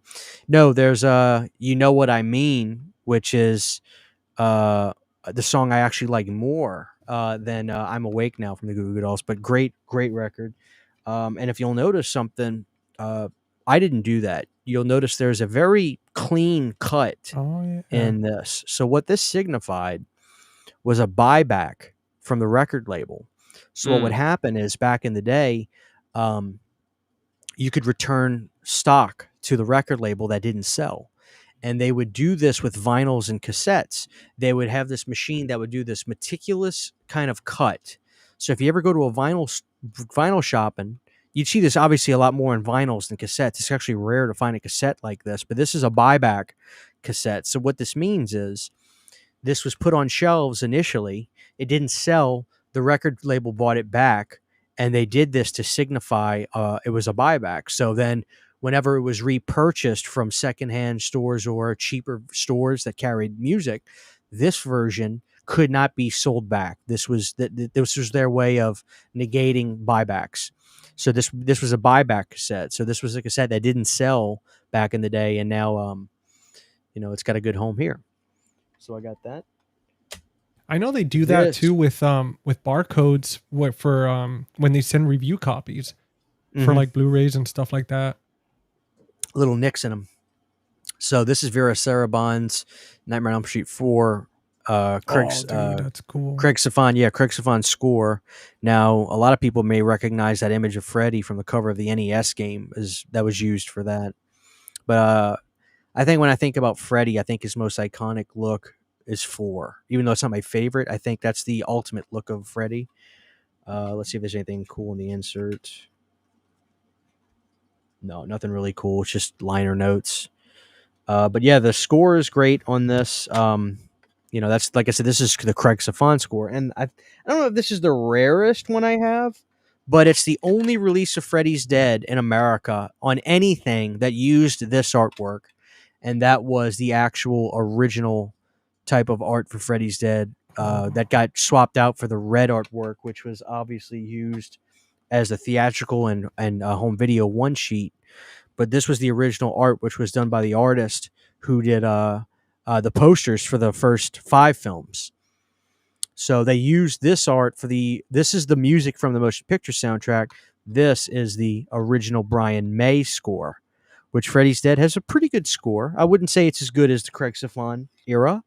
Angelo Badalamenti did the best, but he's a legend. Anybody that knows David Lynch knows Angelo Badalamenti, who obviously did the Twin Peaks soundtrack. So Angelo did an amazing job for Part 3's music. But yeah, that's what I have for cassettes, and I like cassettes. It's still a fairly cheap hobby to for now, right? Yeah. I've always been a Well- cassette fan. My parents and my uncle, they raised me on cassettes. So Up until tonight, now that you showed those, people are gonna go start buying them. Watch in a week or two from now, prices are gonna start going up. They're like, oh yeah, I saw Christian on this live stream, and now I want cassettes what are you too. gonna do? Dude, Yeah, what are you gonna do? How'd you come across those, man? I'm assuming like eBay and like shopping online. You've never come across those in the wild, or have you? Have you found them anywhere? Not music soundtracks, like not anything Elm Street related. No, that they just, that stuff you don't see it out in the wild. I do find a lot of cassettes at Goodwill. I found some good stuff at Goodwills for cassettes and not necessarily flea markets, but like there's like a downtown alley in a big city near me that has like kind of vintage stores and stuff like that. They just have a bunch of old stuff, and I'll check the cassettes there. I'll get some good stuff. Like there's a movie I love with Tom Hanks and Dan Aykroyd called Dragnet, which I think was a TV show, but it was an 80s buddy cop movie. I love it. I got the cassette of that and the vinyl of that both the same day. I bought both of them. Great little soundtrack. So I'll find stuff like that. But horror wise, you'd be hard pressed. I would love to get the original Halloween on cassette more so than vinyl, just because I think I'd be the only person that would post about it. Like, hey, I have Halloween on cassette, motherfuckers. Like nobody cares about cassette. It kind of bums me out. Like vinyl, I get it. Vinyl's a really cool format. It's big, you can see it. But cassette, to me, feels truly more vintage. Like, because I was raised on that. I was raised getting in an S10 Chevy 97 model, 96 model, and I listened to every Metallica album up until that point, like Refuel on cassette. I listened to Black Sabbath, Heaven and Hell on cassette. That's how I listened to all those great records back in the day, was through cassette. So like that's my format as a kid more than anything. Dude, it's when it comes to like soundtracks and stuff like that, I always find it like, it is true, whenever I look for cassettes, I never find any at all, but the ones I always find are always CDs. Like I somehow came across, like I picked out these three because I found them in thrift stores for like literally 25 cents, but I got the Demon Knight Night, very soundtrack. nice, Dude. That's Such a sick. good one. I got the Crow, and It's like the I got- Cures on that. Yeah, another teen movie. This is so freaking, I love this one. Dude. It has like such a good freaking lineup. I pick up CD cassettes too, dude. Like I got Airheads, and I love that movie. And I have the That's a good one. Flintstones on CD, which, believe it or not, I love that soundtrack because of the B-52s. I love that Flintstones theme that the B-52s sue me, what are you going to do? But Hey, you can't go wrong with it, man. Somebody was saying, Nightmare and Nerdscapes was saying, I can't wait. Hey, for listen, tracks. 8-track is I love those, weird formats. 8-track had a pretty decent life, though, all things considered. We got Broke Boogeyman. What's You're up, not man? late to the party at all, man. Never too late. What's going on? Yeah. It's a little bit late, but Yeah. No. Just a smidge. You shut up a little. Post about that and do. very nice. Cheers, brother. I still on the Mask soundtrack. Hell yeah. I'm ready for that 4K. Are you kidding me? Yeah. That's going to be the That best can't one come of the soon year. enough. I'm already calling it. That's my favorite Jim Carrey film. It's not even close. Like I get awestruck by how many people don't think that's his best movie. Like, are you serious? Like The Mask? What is better than The Mask? Like, and don't The give me Cable the Guy was- Eternal Sunshine crap. Oh, get out of here with that. My wife loves that damn movie, Eternal Sunshine, the spotless. Good movie, but come on, Yeah. The Mask, The Mask, prime Cameron Diaz. Oh, Yeah, it's true. perfection. Tell That me is- a better movie scene than when he hops the fence and the cops surround him, and he starts doing that salsa dance, and it's the biggest dance party on film ever. How do you make a better scene? Like, tell me a movie scene that makes you laugh harder or feel better than that. I'll wait. Like, give me another movie scene. You're not beating that. Yeah. Yeah. I fucking love The Mask. That release actually just went on sale on Amazon. Went down to $35 right now. So, Dude, I was I trying think to my remember favorite who one. mentioned it. My favorite line from that movie as an adult, it's so ridiculous to say, but as a kid, it made total sense to me. But like, just imagine as an adult saying, "Those pajamas were stolen." Like, what? Stolen pajamas? What the fuck? Cuban Pete, dude, that's the greatest scene of all time. yeah. Sorry, Oh I'll my get off God. on tangents, but that was directed by Chuck Russell, so we can tie it back down. Yeah, that's true. Dude, don't worry. I do the same shit, man. Like, trust me. Like, That's how I roll, get dude. I just let it distracted. roll. I let it rip. Dude, I get distracted, man. But the whole point is, for one, we're here hanging out, having a good time, celebrating that Oh, yeah. box set release. So you know what, man? We could just talk about anything like that has to do with you, Nightmare on Elm Street, or soundtracks. I mean, it doesn't matter. I mean, because that's one thing that this franchise that Freddy created was this massive jump in pop culture, where it just spread across everything: video games, sure. MTV. And I mean, man, how the hell do you beat like something like that? It just has all its claws into everything. I mean, it's insane.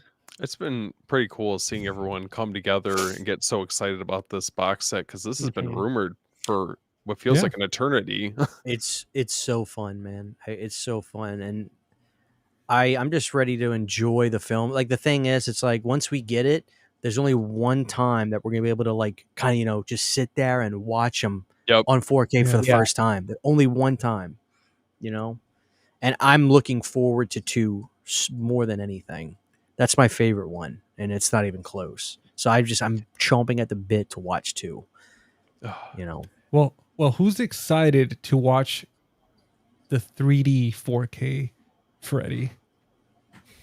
I mean, it's like GC. it will. Listen. I'm looking forward to it, but like I'm tempering myself. Obviously, it's the red and blue glasses. Mhm. But Yeah. listen, if you do get your room dark enough and you're not a million miles away from your TV, it might be kind of cool. Like, if you set it up right, like my couch is pretty close to my TV, and if I can shut all the lights off and just like, it might be all right. Yeah. We'll see how it goes. Dude, just sit right in front, just literally like right here. Yeah. Like, I think I saw something come out of the screen. Actually, I got a big fucking projector, 4K projector now. I need to watch it like that. Oh, It's is that the a one that- 120 screen projector. I need to watch Freddy. I'm gonna have to do it like that. Wait, is that what you Dude. have set up out back? How cool is that shit? Oh my god. Dude, I was never a projector person, but this whole experience like changed me. yeah. It's a 4K projector, That's Dolby incredible. Vision, and I couldn't believe how good it looks. I mean, it looks better than any TV I have by far. Really? It looks insanely good. Yeah, it's changed my life. So Dude, Jeff was telling me about, like, because I What's up, didn't know the tech, man, about these projectors on 4K like that. oh dude, And I was talking to Jeff about asking advice, and dude, the technology is insane. They even have 3D ones that are just like Sure. mind blowing.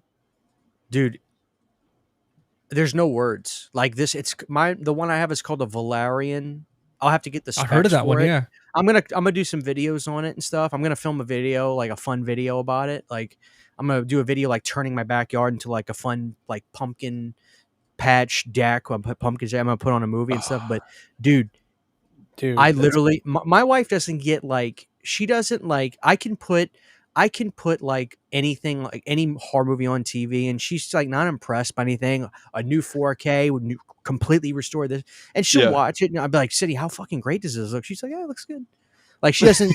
but when we set up that Yeah. projector outside with the 120-inch screen on our deck, and we waited till it got dark and we put it on, it just, we're both like, holy shit. Yeah. Mhm. Like, it blew Wow. us away. Blew us away. Dude, I can't wait to hear like your thoughts on watching the Freddy's on 4K on that projector, dude. I'm sure it's gonna be like I may do watching it like that. dude. I mean, it's gonna be incredible to have it. I know they have. I think it wasn't you, Jordan. I think it was Steven from Movie Odyssey. He sent me a link saying, or it might have been you as well, Jordan, but saying that they were gonna have Nightmare on Elm Street in theaters for I think the Regals or something. Oh, I saw that. All They're gonna like all of them, or I think it's only like 2 of them that they're Okay, doing. yeah. I think I like didn't know that. 2. That wasn't me. That's cool. Yeah, I I'll want to find see. the link and I I'll want send it to. to you guys. Yeah, I want to see Halloween 1, 4, and 5 if I can. That's what I want to see. Ooh. I really hope I can. I've seen that at the Dude. drive-in. That's so cool. Yeah, I saw Halloween last year in theaters. That was cool. Oh, now you got the projector, man. I mean, you'll be able to watch them in the Yeah, right. yard. Dude, you have your own You don't theater. have to go now, man. anywhere. Yeah. I mean, seriously, it is nice. So I just gotta wait for the weather to cool down a little bit. That's the only thing. It's just so damn humid in Louisiana still. You know. Oh, I know, man. I cannot wait. How far throughout the years when like you start really getting like the fall and winter type weather? We have it Oh, for it's about always- a week. In Louisiana, we get fall for we'll have 70-degree weather for about a week, and then it'll get Oh. blistering cold with the humidity. That's the thing. It's just the humidity. The humidity exaggerates the temperature. So if it's 90 degrees it's always 100% humidity in Louisiana. So if it's 90 degrees, the air is so thick you can't freaking breathe. And then when it's 32 degrees, which some of you guys, I don't know where y'all live, but like Steven, for instance, he may say 32 degrees, that's t-shirt and shorts for me. And I believe him. But with 100% humidity in Louisiana, when you walk outside, it literally punches you. It just exaggerates the temperature with humidity. It's So- brutal down there. I've been down there like in June. It was like unrelenting. I would step out of the rental we were at, sweating. It's heavy. It's heavy. Yeah, You know, it's not like you're just hot. It's literally heavy air. That's the thing about the South. It's just that damn humidity is brutal. Dude, living in Florida, the best way to when I'm moving back in February, but the best way I could describe it, I would tell my girlfriend all the time, and she's like, "Oh, it feels great," typical girl. She's like, "Oh, it's hotter than hell outside. It's fine," but I tell her, I was like, "It feels like you're breathing out of a snorkel. That's how thick the air is. Yeah, it feels like yeah. you're breathing out of one, dude." I want to It's get out of here, man. ridiculous. One Yeah. day, me and Sydney want to go to. We had family in Michigan, dude, and let me Oh, tell dude, ya. come on down, man. I got you. Oh, Steven's got you, man. Yeah. Well, Get no, I'm some serious. house I'm over serious. I'm serious. I think it was Mason area, Okay, yep, I know where it's at. kind of by Lansing, not far from Oh. it. Oh yeah, Dude, I was in love with it. I mean, it was beautiful. I'd say what's so much better about the North and the South. In the South, if you walk down the aisle in Walmart, everybody talks to you. Like, not talks to you, but like, hi, they eye contact. I went to a farmer's market in Michigan. Everybody just minds their own fucking business, and they don't That's how talk we to one roll. another. And that's how I am. I don't want to look at you. I don't want to talk to you. Like, I just Wow. want to do my shit and get out. I love that. Christian, know? Yeah. you'll definitely become a little bit more antisocial. Hey, here's the crazy. thing. Here's the thing. People will tell me, it's like, well, Christian, yeah, we went there in October, like 2 or 3 years in a row. We loved it. I mean, I literally loved it. And then everybody will tell me, it's like, yeah, you like it, Christian, but go down there in January, February. What are you gonna do? I'm like, I'll do what everybody Well, else somehow fucking yeah, does. man, They live you'll there. be- you'll be It's good. like, I'll figure it out. Like, what is this? Yeah. Like the apocalypse?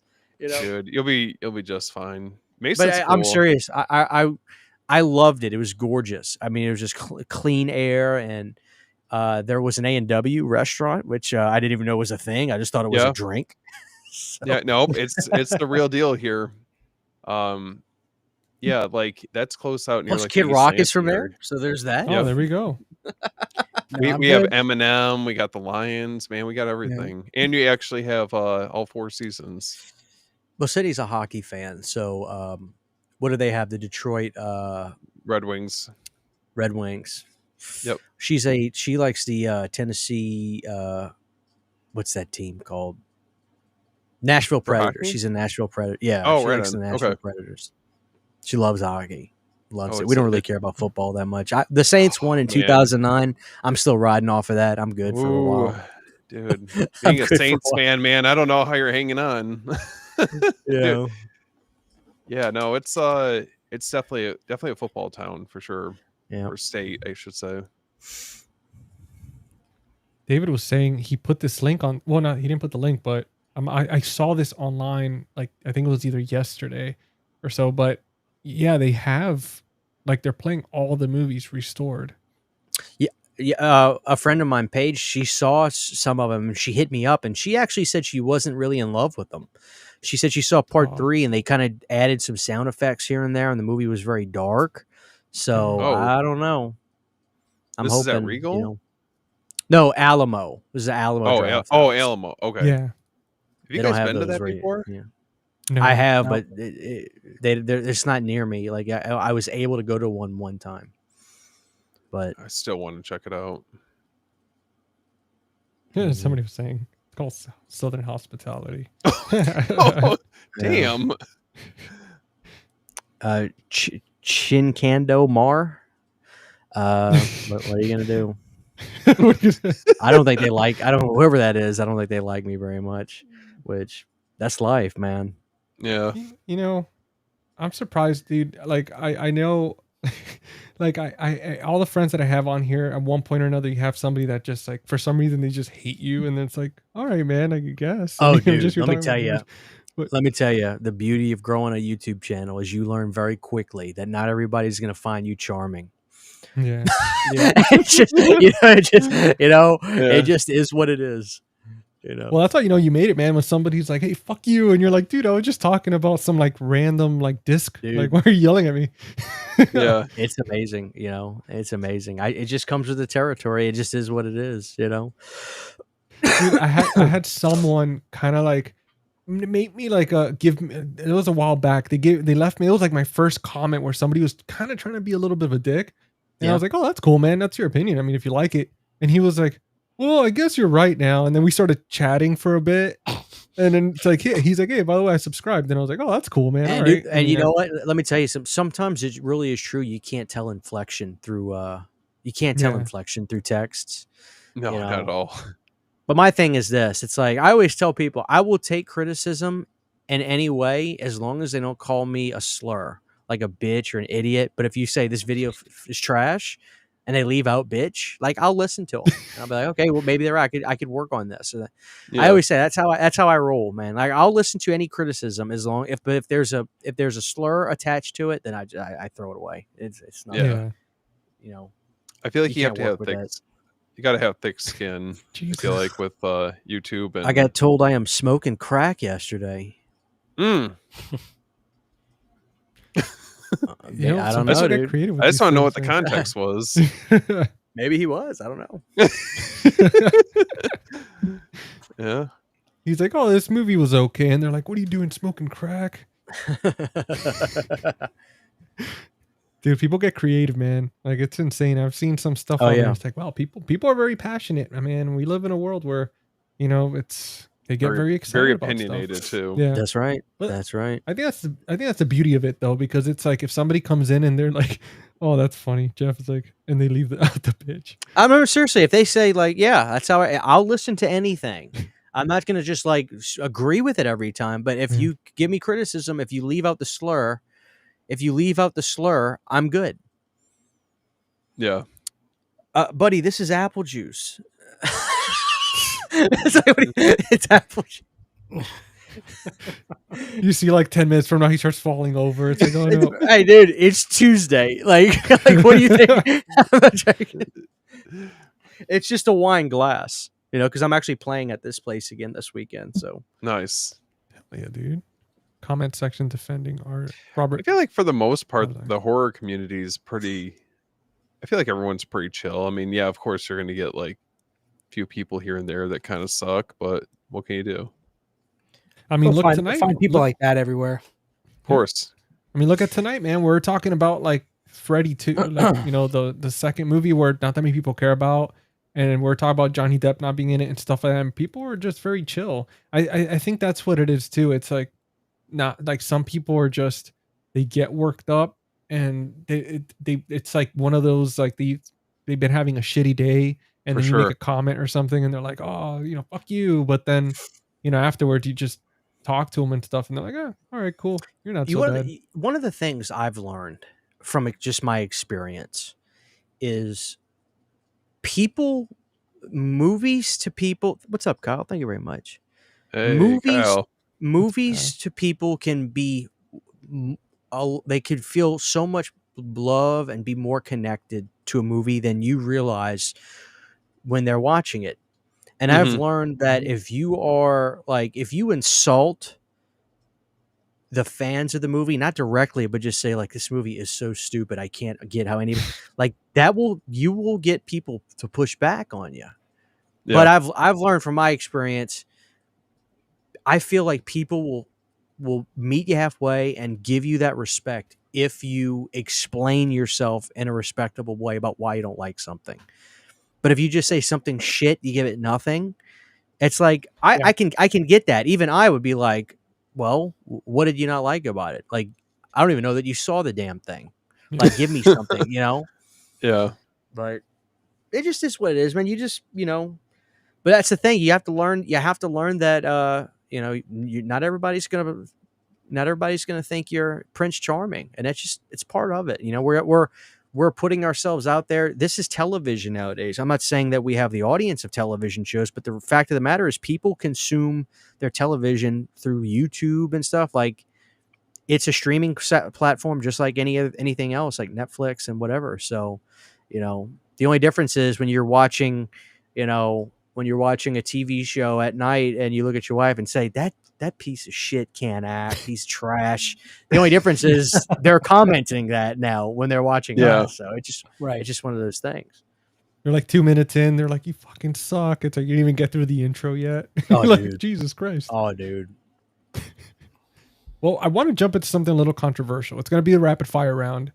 And I want to like the first question. So Christian, and I think you've seen a few of these episodes. I'm not sure if you made it to the end because some of them are a little long, but with the rapid fire round, it's going to be usually about 1 through 10 questions, sometimes a little less.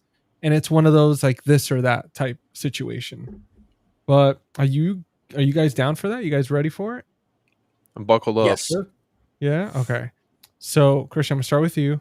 The Oh, first God. question is, and this is Start gonna be with a hard Jordan. one. Go, You Jordan. know Okay, what? Go ahead. You're the Go guest, man. Ahead. Go ahead. Yeah, Go we're ahead. trying. So for this, who do you think is a scary villain? Freddy Krueger or Jason Voorhees? Part 2, Freddy, by hands down, above anything. Okay, that's a good choice. That's a good choice. What about you, Jordan? Oh, Freddy, for sure. You can not visit Crystal Lake. Yeah. Super easy.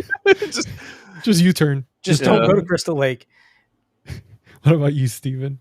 I'm gonna have to roll with Freddy. Freddy is terrifying. The idea of being vulnerable in her sleep. I like sleeping a lot, so it just takes all the fun out of it. The fact that this happened, there's 3 different cases where, it was reported of somebody having some shit like this happen, and then I think 1 or 2 of them dying in their sleep, like literally falling asleep, and shortly after they wake up like screaming and they die. Like, dude, I mean, how It's the hell? messed up. Yeah. Yeah. The Well, that's only alright. thing to me, honestly, that would come close, honestly, would be, I mean, let's just say you had to be in the woods. As much as I love Kane and Ted White and all that, dude, when you see Derek Mears in part 1, he hauls ass on that one dude getting the pot. Dude, Derek Mears is a big son of a bitch. That's Yeah. the one Jason I'd be like, all right, this sucks. I mean, seriously. But no, part 2 Freddy is the devil. That's my Yeah. new nightmare. That's not the Freddy you see. That's not, to me, that's not the same Freddy. It's my own kind of lore I make. That is not the same Freddy as 1, 3, 4. No. That is something else. That's the devil to me. So that, to me, hands down, is the scariest. Well, what about comparing the new Nightmare Freddy versus the remake Jason? Ooh. New Nightmare Freddy versus remake Jason. Yeah, because that remake Jason was fast as fuck, dude. Like fast. He was like strong, violent. Survivalist. I don't know Yeah. the Richard Brooker Jason. I mean, he's something else. That guy's That's like the animalistic. Well, so he was like a ghost too. The way, like, He's just the the way way he he kind of, hunched over and just. Mhm. yeah, it was something. I love part 3. Love part 3. I got my big boy way up there. There he is. Oh, Yeah. I Look mean, at that. Sick. Yeah. Dude, that's sick, man. Isn't that cool? Yeah. What a setup, man. Do you have shelves going around the entire room, or just like one side of the? Let me see if you can see it over there. Oh wow! There's a big. That's a big man right there. There's Jason hefty boy. goes. Jason takes Manhattan.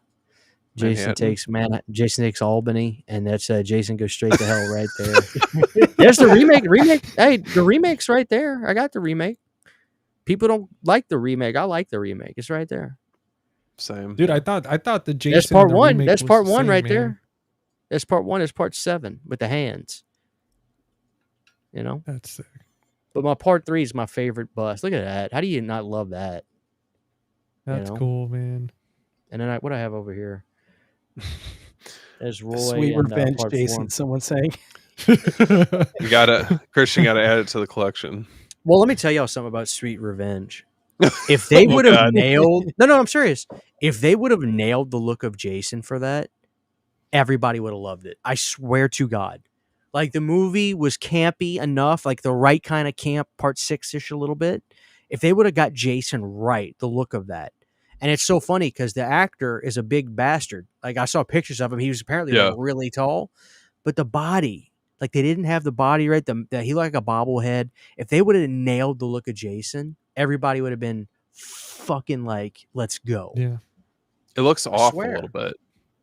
It's Yeah. just not right. It looks like it looks like the Simpsons caricature of Jason in real life. Yeah.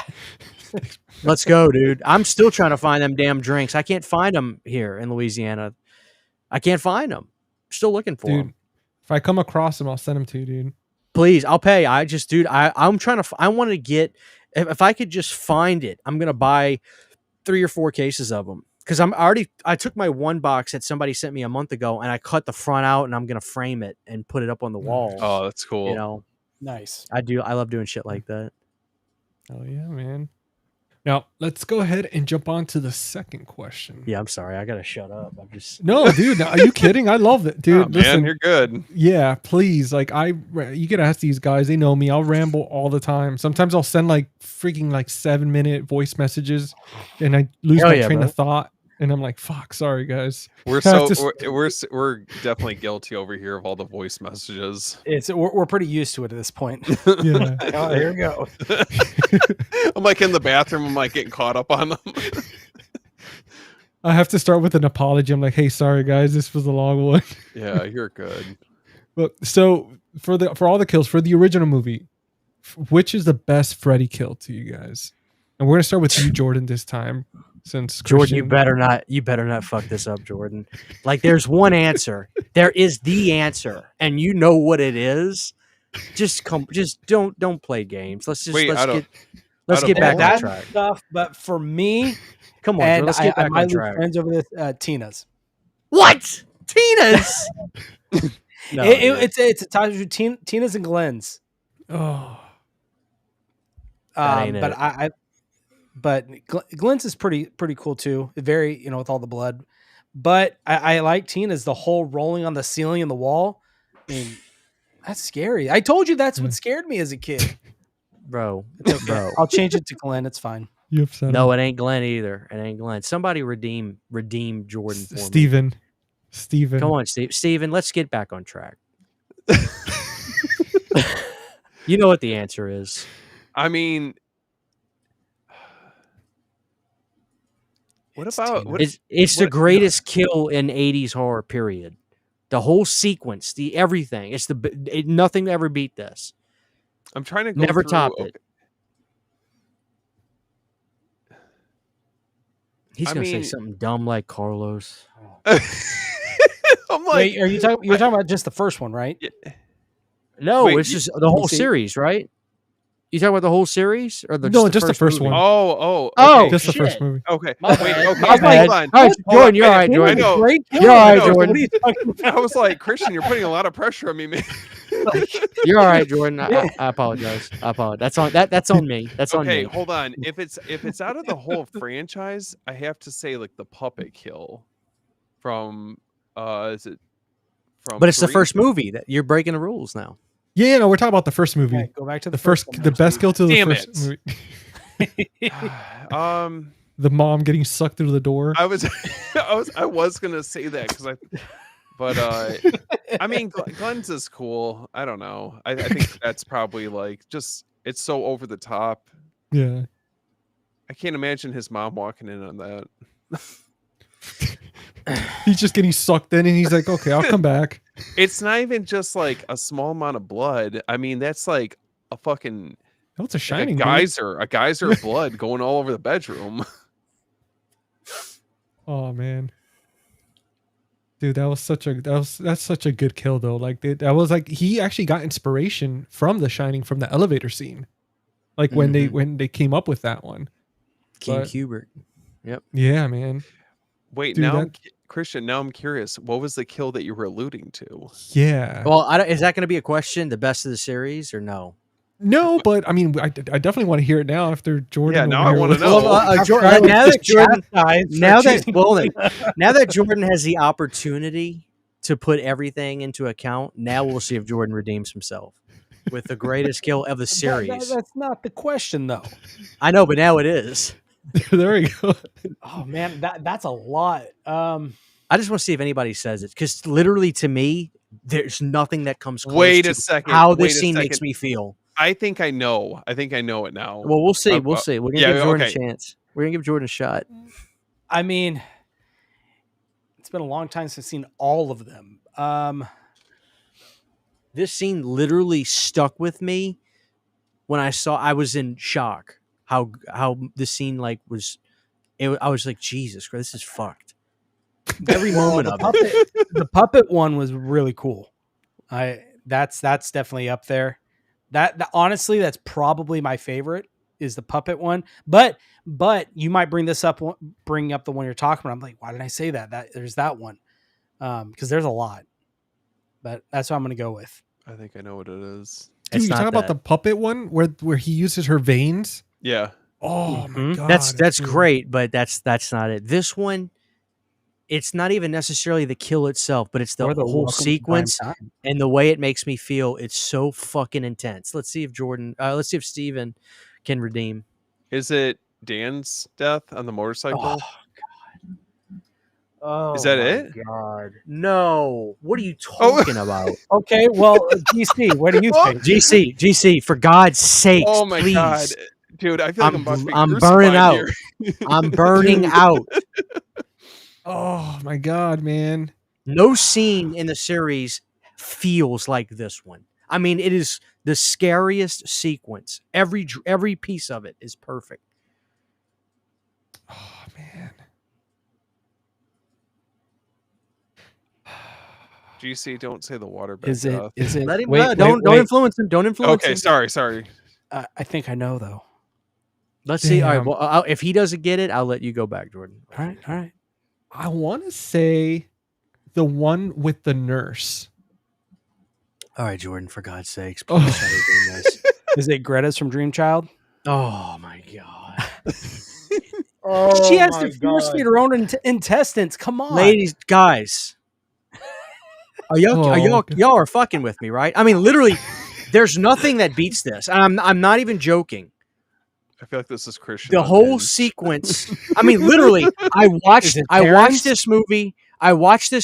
With Sat in my syringe bed in it? watching it. No, I'm in the bed watching this scene. My jaw's on the floor. I'd never seen anything like this before. I was not a lifelong horror fan. Part 2. When Freddy bursts out of Jesse. The scariest thing of any film I've ever seen. I'm not even kidding. That whole sequence is literally amazing. I dare you guys go back and watch this. This is what makes it so great. It's not the kill. The kill is fine. You just see the hands go. But the moment where he bursts out of Jesse all the way and it cuts to Grady's face, he's fucking terrified. Mhm. Like nothing you've ever seen. You see Freddy lift into frame. He stares at him with those eyes and he kind of shakes his head up and down. Watch that scene. Tell me anything comes close to how good that sequence is. It's the terror. It's like, it's not funny at all. It's No. the scariest shit. That sequence, nothing touches it. That Freddy it's not even close how great that Freddy is compared to all the other ones. I like funny Freddy, but part 2, that is not Freddy. That's No, it's something else. mean-spirited. I'm convinced that's my new nightmare. If that makes sense. That's my meta movie. That's because part 2, I will go to my grave defending that movie. Okay, it's a gay movie, cool, but that's not a reason. I actually think that's just demeaning to the film for people to just say they like it because of that.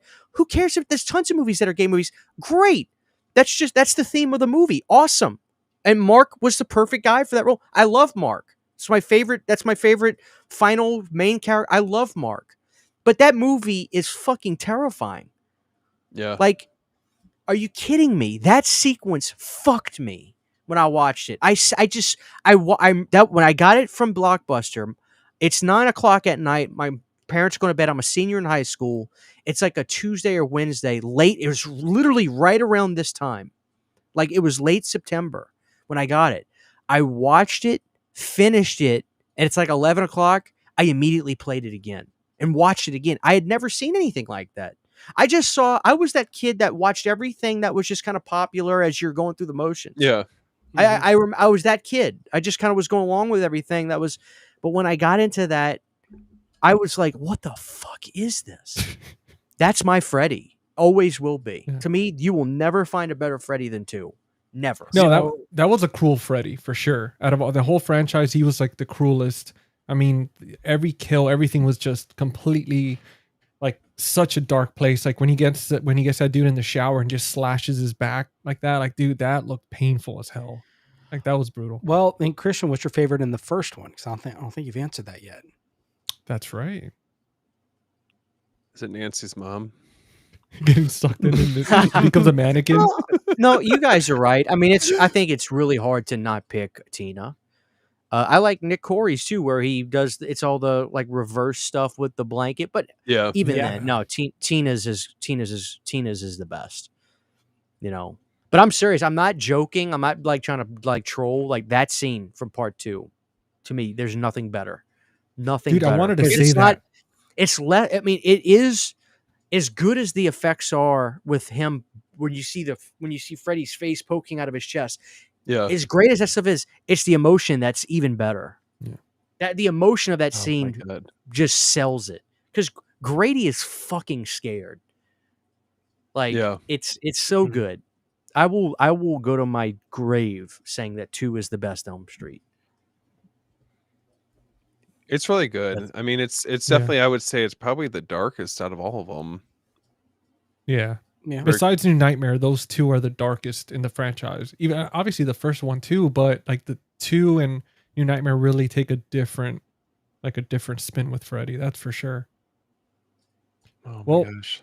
Talking about the original, talking about like the other movies in the franchise. If you guys had to pick between the 2, Dream Warriors or the original, which one are you picking and which one are you erasing from existence? Oh God. And you can't use the whole, well, if the first one didn't exist, neither would Dream Warriors. You can't use that one. I'm looking at you, Jordan. GC, don't do this to us. If I was to get rid of one, Yeah, from existence. Like that's it. Like it's either the first Like one or you Dream can't watch it Warriors. again. Yeah, you can't watch it again. oh, that's tough.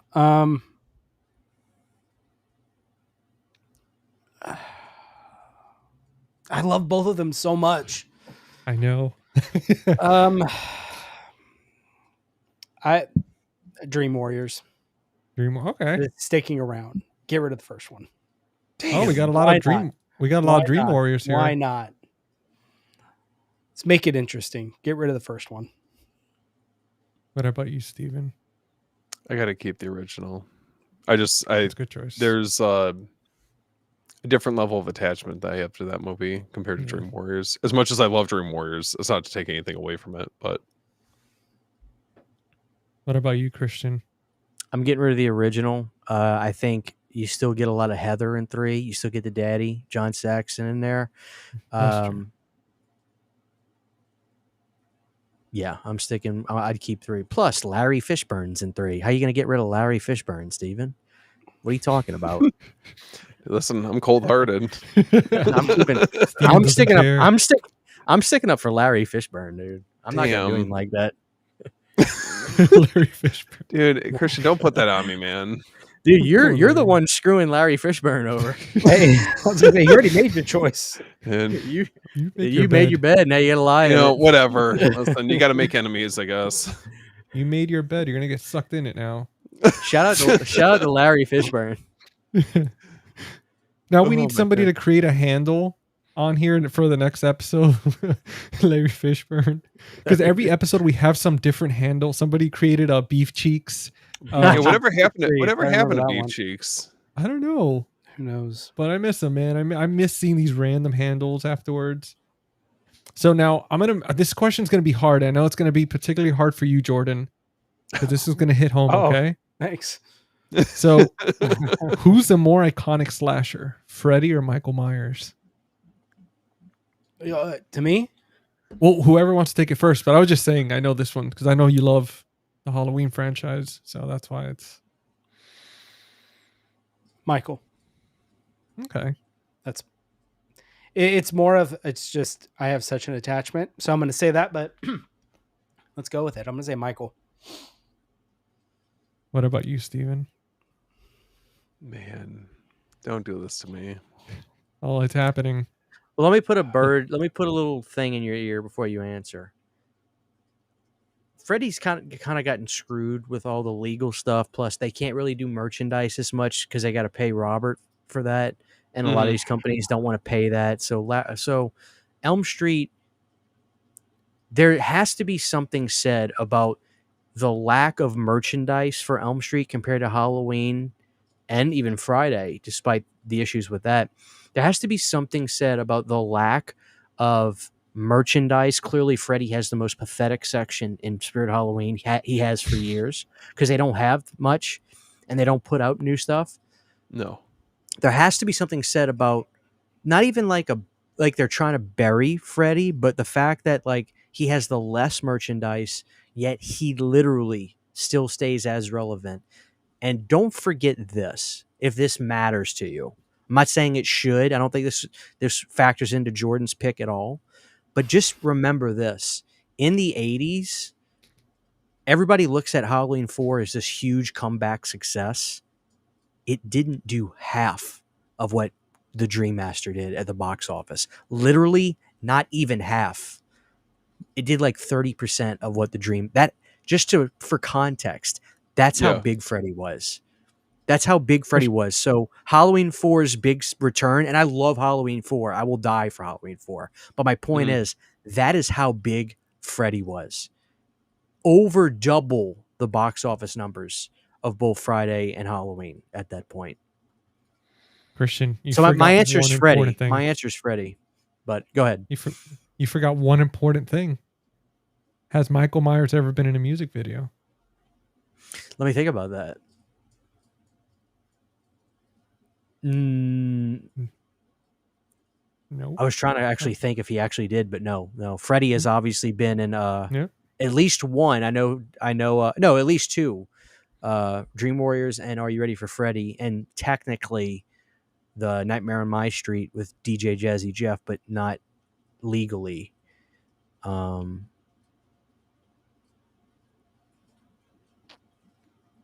there you go. There you go, Steven. Oh, Steven, man, don't let them influence you. Dude. Don't let them get in your ear. No, Freddy is America. Listen, trust me, as much as Freddy I love was Halloween, I have to go with the Nightmare on Elm Street franchise. I'm sorry, Jordan. You might not talk to me for weeks. You might block my number. But I might. I just might. Like I said, man, it's gonna be a hard one. We watched tonight some friendships end, but you know what? It's okay. We'll heal. We'll heal by next week when the 4K comes out. Yeah, that's true. GC, what about you? Oh, I mean, hands down, Freddy. I mean, are you kidding? Like that dude is the most iconic slasher. I would say between Jason, like obviously Freddy, Jason, and Scream, right? Like Ghostface. They're some of the most iconic slashers that they're everywhere. I mean, you have Jason has his own freaking beer. He has Ghostface. He was like parodied a bunch of times. And then you have Freddy, which is like music videos. He's literally everywhere. Obviously, the merch. Cultural icon. He is. I mean, it's true. Whoever somebody said on here, and it's true. I mean, Freddy was America at that time. He was literally everywhere. 100%. Like when he came out, dude. So all right. So we've got 3 Freddys and 1 Michael Myers. Somebody said Jason. No, wait, hold on. I gotta find that message again. That was freaking hilarious. Hold on a second, guys. Oh, here you go. Freddy, fuck Michael Myers. Oh, Damn, Ryan. Damn. I did not pick up on that the first time I read it. I thought it just said Freddy fuck. And I was like, That's what like, I I'm just gonna- I saw that a mile away. like, Jordan's like, I'm gonna make a video about this now. uh, All right, so we've got number 5, right? The 5th question. Best line, "This is God," or "I'm your boyfriend now, Nancy." Which one are you picking? What was the? I'm sorry. What was the first part of the question? So the first, or which line is better? The first one is "This is God," or "I'm your boyfriend now, Nancy." with the tongue phone. Yeah. Yeah. I mean, I would say this is God. I while I'm your boyfriend now, Nancy, that's hilarious, and I think it's funny. But I think this is God. That's just iconic. That's Yeah. known agree. for that Nightmare on Elm Street. That's his line. Yeah. Oh, here we go. Freddy was in the Google Docs. He was. They put the TV on in the beginning. They're like, "Oh, Freddy, keep him on." It's true. When Myers get the lunchbox and thermos, then we could talk. Oh, I'm pretty sure Fright Rags did that, didn't they? Didn't Oh. Fright Rags do that? Not If that sure. counts. Yeah, I'm pretty sure they did. It's like a Halloween 2 one because Halloween 2 gets they license the piss out of Halloween 2. Speaking of Damn. Halloween 2, I got this freaking mug right in front of me. Dude, Dude, that's a mug? It's a mug. that's What the hell? incredible. It's at Halloween. It's at Spirit Halloween. What is- Is that What there it- right now? I didn't see it last That's time. I a was Wait, hey, there. you see what- that? That's the Part 6 mug from Gutter Garbs. Remember the pumpkin at the end of Part 6? That's that mug, and this is the Part 2 mug. What is on the handle? The knife? That's Yeah. a knife, brother. Look, it says Dude, that- Halloween 2 on it. Dude, that's a big ass mug. That's a slanted knife. Oh, I mean, it's a handle, brother. How you gonna hold? You gotta hold it. That's how you hold it. Just imagine going into the office. Like imagine Steven going into the office. Just how y'all doing? Good morning, everybody. Oh my god. He's just showing a house and he's drinking Yeah, out of just, it. just spill everything everywhere. Just It's so bad because everyone at the office that's all they know me for, just being like a horror degenerate. I'm like, guys, there's more to me. It's not just that. Yeah. it's gonna show up in a Cannibal Ferox mug. Good. Don't And touch the it. t-shirt. All right, so wait, Cannibal so Ferox. Jordan, you said the which one did you pick? This is God. Or- This is God. Okay. Yeah. This is God. What about you, Steven? Same. Nice. Same here. What about you? Same. Yeah, Same. dude, that scene. I mean, that's why I put that one first in the trailer because, dude, that scene when he says So that. good. Oh my god, I was like, He- oh, she's He fucked. slices his fingers. Yeah. All right, we're almost done through the question, guys. The next one is: if Freddy haunted you, what dream setting would be your downfall? Oh my god. What are you guys most afraid of when you go to sleep? Oh, like for fears? I guess, yeah, like I guess what would be, because it says your downfall, so I'm assuming it would be something that like you're scared of that he would be able to get you for sure in your dream. Oh, I have a- GC, I feel like you're setting us up. Like That- You're I have a giving him perfect fuel. answer. I have a perfect answer for this. I'm gonna have to think about that one. Okay. Go ahead, Christian. It would be Hurricane Katrina. Fuck. Okay. Damn. Because I live. Yeah. I'd Yeah. wake up Oof. and the levees would be breaking and I'd be swimming for my life. And yeah, that's exactly what it would be. Freddy would be a shark or something. Yeah. What about wouldn't you it be guys? wouldn't it be an alligator though? Oh, yeah. He could be a snake. Well, technically, it could be a shark. I mean, the Gulf was literally, Yeah. it could be a tiger shark. Oh my god. I don't know. That's a good question. I feel like for me it would be Probably like, a circus. oh Really? man, Oh, I hate clowns, so oh, that's a good one. probably a circus. He shows up as like one of those circus people, like the main guy. He's like, and the lions have his face on them or something. oh my god. Like it's one of those. Yeah, it's like a massive Freddy head. You go into the ride in his mouth, something like that. Oh, this is a good one. Stuck in an elevator. Oh, This thank one I you. could relate to. In a server room, absolutely. Somebody works in IT. That's a personal hell right there. Just being trapped in one of those. What about being trapped in you know the back rooms? Those backroom games. Oh my god, that In would the be creepy hallways. as hell, man. Yeah. Wait, what about you, Steven? Mm. You're the remainder. I would have to say, like, I'm not a big fan of flying. I've gotten a lot better about it. I used to fucking hate it. And so I would have like reoccurring dreams about stuff going wrong on the plane, and it'd probably be like in that type of setting for sure. Dude, I feel like for me it would be like those drift away movies when people are just stranded in the middle of the ocean. Like Oh, that would be dude, my nightmare, That would dude. be scary. Like just a raft by yourself. Not even a raft, just in the water at night in the middle of the ocean Oh. with no lights or nothing. And Come then on, just man. Freddy out there. Just nothing. All Nothing. everywhere around you. Yep. That's scary. Dude, that would be my nightmare, man. That for sure. Yeah, I don't mess with the ocean, so I could see that. I'm so good. All right, now we're almost there. We got favorite horror final girl: Nancy, Laurie Strode, or Sidney Prescott. Dude. I mean, are we surprised which one I'm going to say? We already know Jordan's pick. Jordan, Yeah, don't just even. this Laurie even Strode. say Let's it. just be on to the next. Laurie Strode. Come on. Yeah. What about you guys? I'd probably have to go with Sidney Prescott. No personality, Nev. It's absolutely Damn, Jamie Lee dude. Curtis. I'm not a fan. No personality, Nev. Everybody knows that Tatum was the hottest and best girl in Scream. Anyway, no, H2O is the best performance Jamie Lee Curtis ever did because she brought her personality and herself to that role. H2O, Laurie Strode, whatever her name is, Karen Tate or whatever. H2O, that's the best. Absolutely the hands down best. So it's absolutely Laurie Strode, Dude. specifically for H2O. The That's a chat's real. backing That's me her. up here. That's herself. No, dude. I know. Look, I'm in the minority. I am not a huge Nev Campbell fan. No personality, Nev. That's what I call her. There's nothing. Guys, No guys, personality. back me up here. Don't leave me to hang out to dry. I'm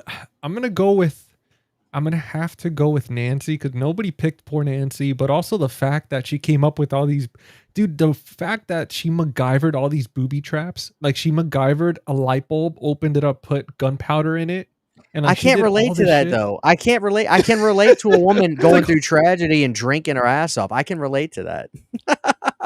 I can relate to that. You know. No, I hear you. Though. I hear you. She was over there freaking Home Aloneing, freaking I Freddy before love, dude. Home Alone. H2O. Laurie Strode is the best. That's a real fucking down to earth, gritty bitch. I love it. That's what, dude. It is. I mean it as a compliment. I'm serious. Like I. So what's love more H2O. believable as a sequel, Laurie Strode in H2O or Laurie Strode in 2018? It's not even funny that Ooh. it's not even funny that it's H2O. Don't even get me That is started on true. them Blumhouse movies, dude. Like I can enjoy those films, but like, are you serious? Like when he's missing, that's when you decide to unlock your doors and start baking cakes.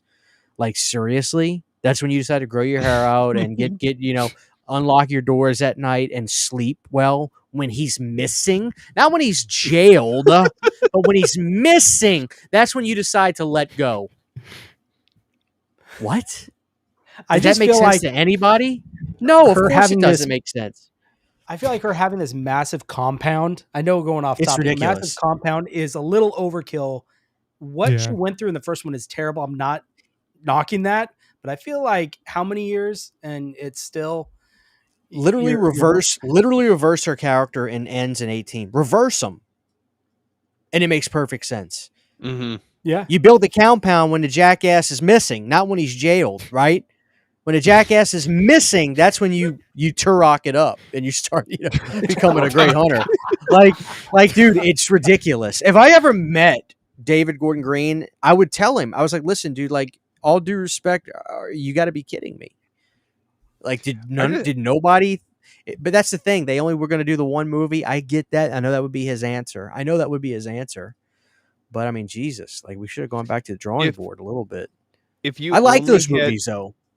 If you only had the 18 one as a standalone, do you feel like it would work better? Minus Not better than kills and H2O, but yes. Not better Okay. than H2O. People can shit on that movie for, it's a CGI. I get it. It's a CGI mask and all that. I get that.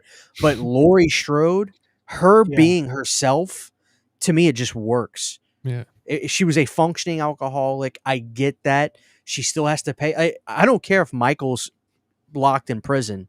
You still got to earn a living. You got to pay your taxes. You got to go get your toilet paper and your frozen foods. You have to function as a person. H2O is perfect in that sense. I love H2O, dude. I swear to God, H2O is like such a good, well story made sequel. It is. Like, I'm serious. I love H2O. And the Blumhouse movies made me realize that we didn't know what we had, in my opinion, with H2O. Like, I will fight for H2O now. I always thought it was fine, but after the Blumhouse movies, I'm like, we had a legacy sequel that was, for the most part, good, with the exception of some production crap. But other than that, Jamie Lee Curtis, that was her best revival of that character ever, to me. I love the scene where they stare at each other through that little through the little window, like through the door. Dude, that scene is so fucking sick. Dude, H2O is the real deal. It's the real deal. It's one of the grunge Halloween movies. Like that. I mean, if you want to think about the 90s, I think to me H2O was like the epitome, the soundtrack. Every time I watch H2O, I want to eat Taco Bell. Like, cause like all I ate as a kid was taco. My grandpa he loved Taco Bell. He'd always, in 98, I probably had 600 tacos in 1998. Like, cause my grandpa, all he did was go to Taco Bell. He loved it. And we were always at my grandparents' house. Always. So like, I can't stand, like I think of the Taco Bell in the old, like Mexican style buildings with like the cool roofs and everything. Like, that's what I think. That movie, dude, I fuck with H2O. I do. I'm sick of people shit on H2O, dude. It's bullshit. Well, that shit changes tonight, man. Listen, the next question, that's going to change everything. So, as far as for an effective weapon, would we say it's the Freddy Nintendo glove, the Jason machete, or the H2O Michael Myers knife? Which one are you guys picking? It's got to be the knife, because Jason only used the machete a little bit. So obviously, he thought that there was better options for him. Yeah, that's true. He's always like freaking impaling people. I mean, the glove. Well, the Nintendo glove, you can control people. What about you, Steven? Man, I would have to go with Michael Myers knife. See, there we go, Jordan. You know what? He's apologizing. I never apologized. It's okay. I heard it. You said it in between those words. Those words. I heard it. He was like Morse code. He's like, I apologize, Michael. Oh my God. I have to say the Freddy glove, just because I loved how creative it was, and it's true. It's like you could just sit there in a chair and just start controlling people and pushing them into their own deaths and all that. But now we've made it to the final question, guys, to the rapid fire or semi-rapid fire. Is Freddy Krueger the most creative horror villain of all time?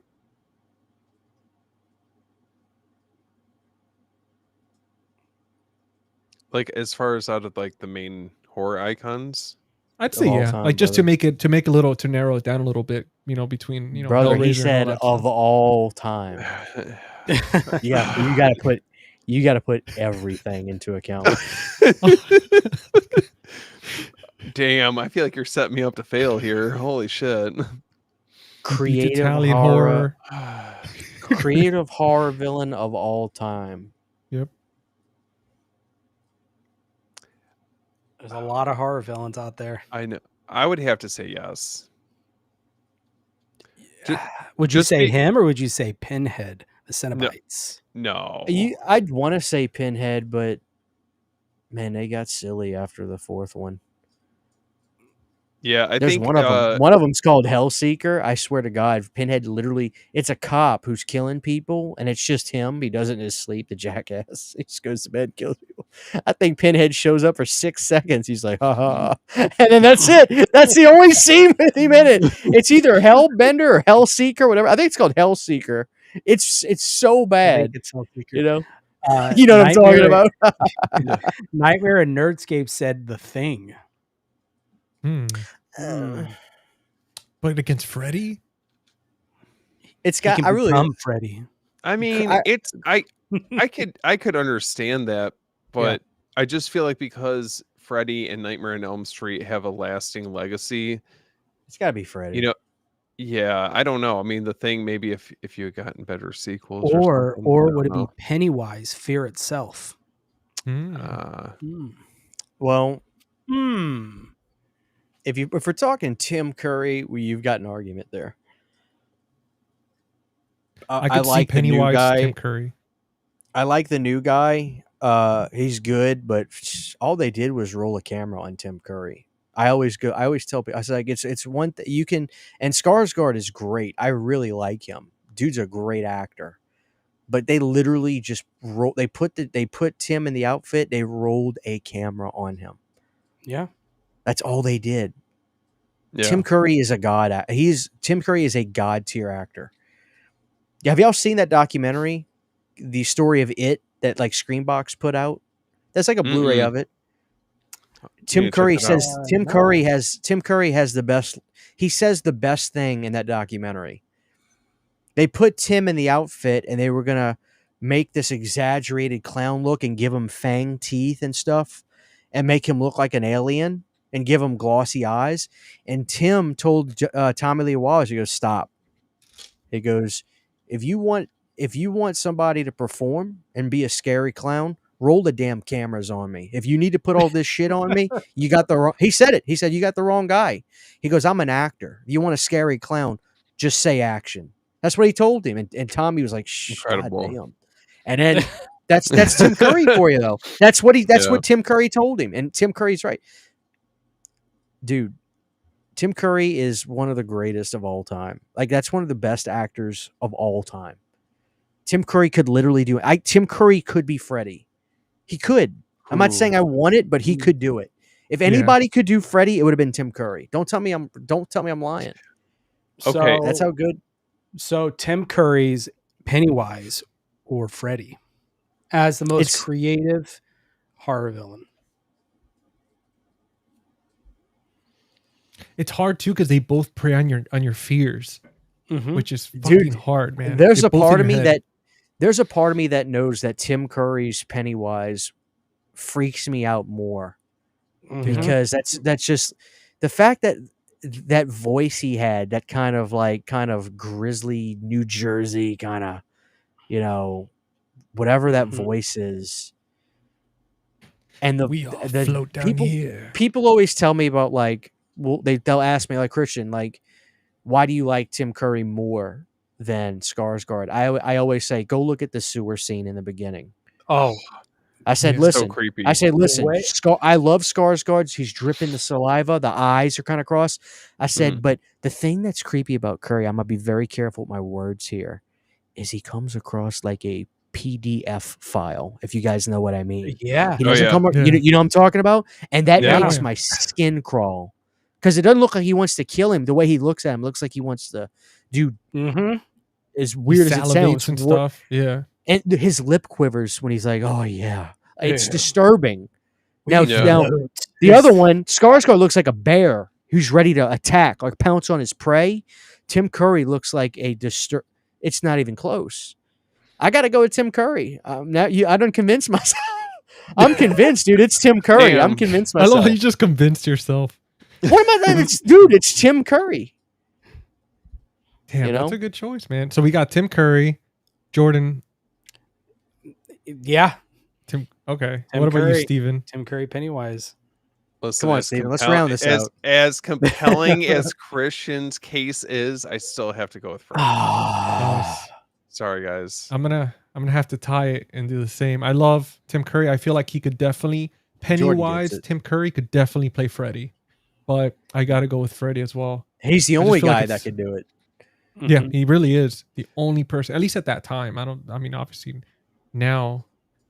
But all right. So we got 2 for 2 there.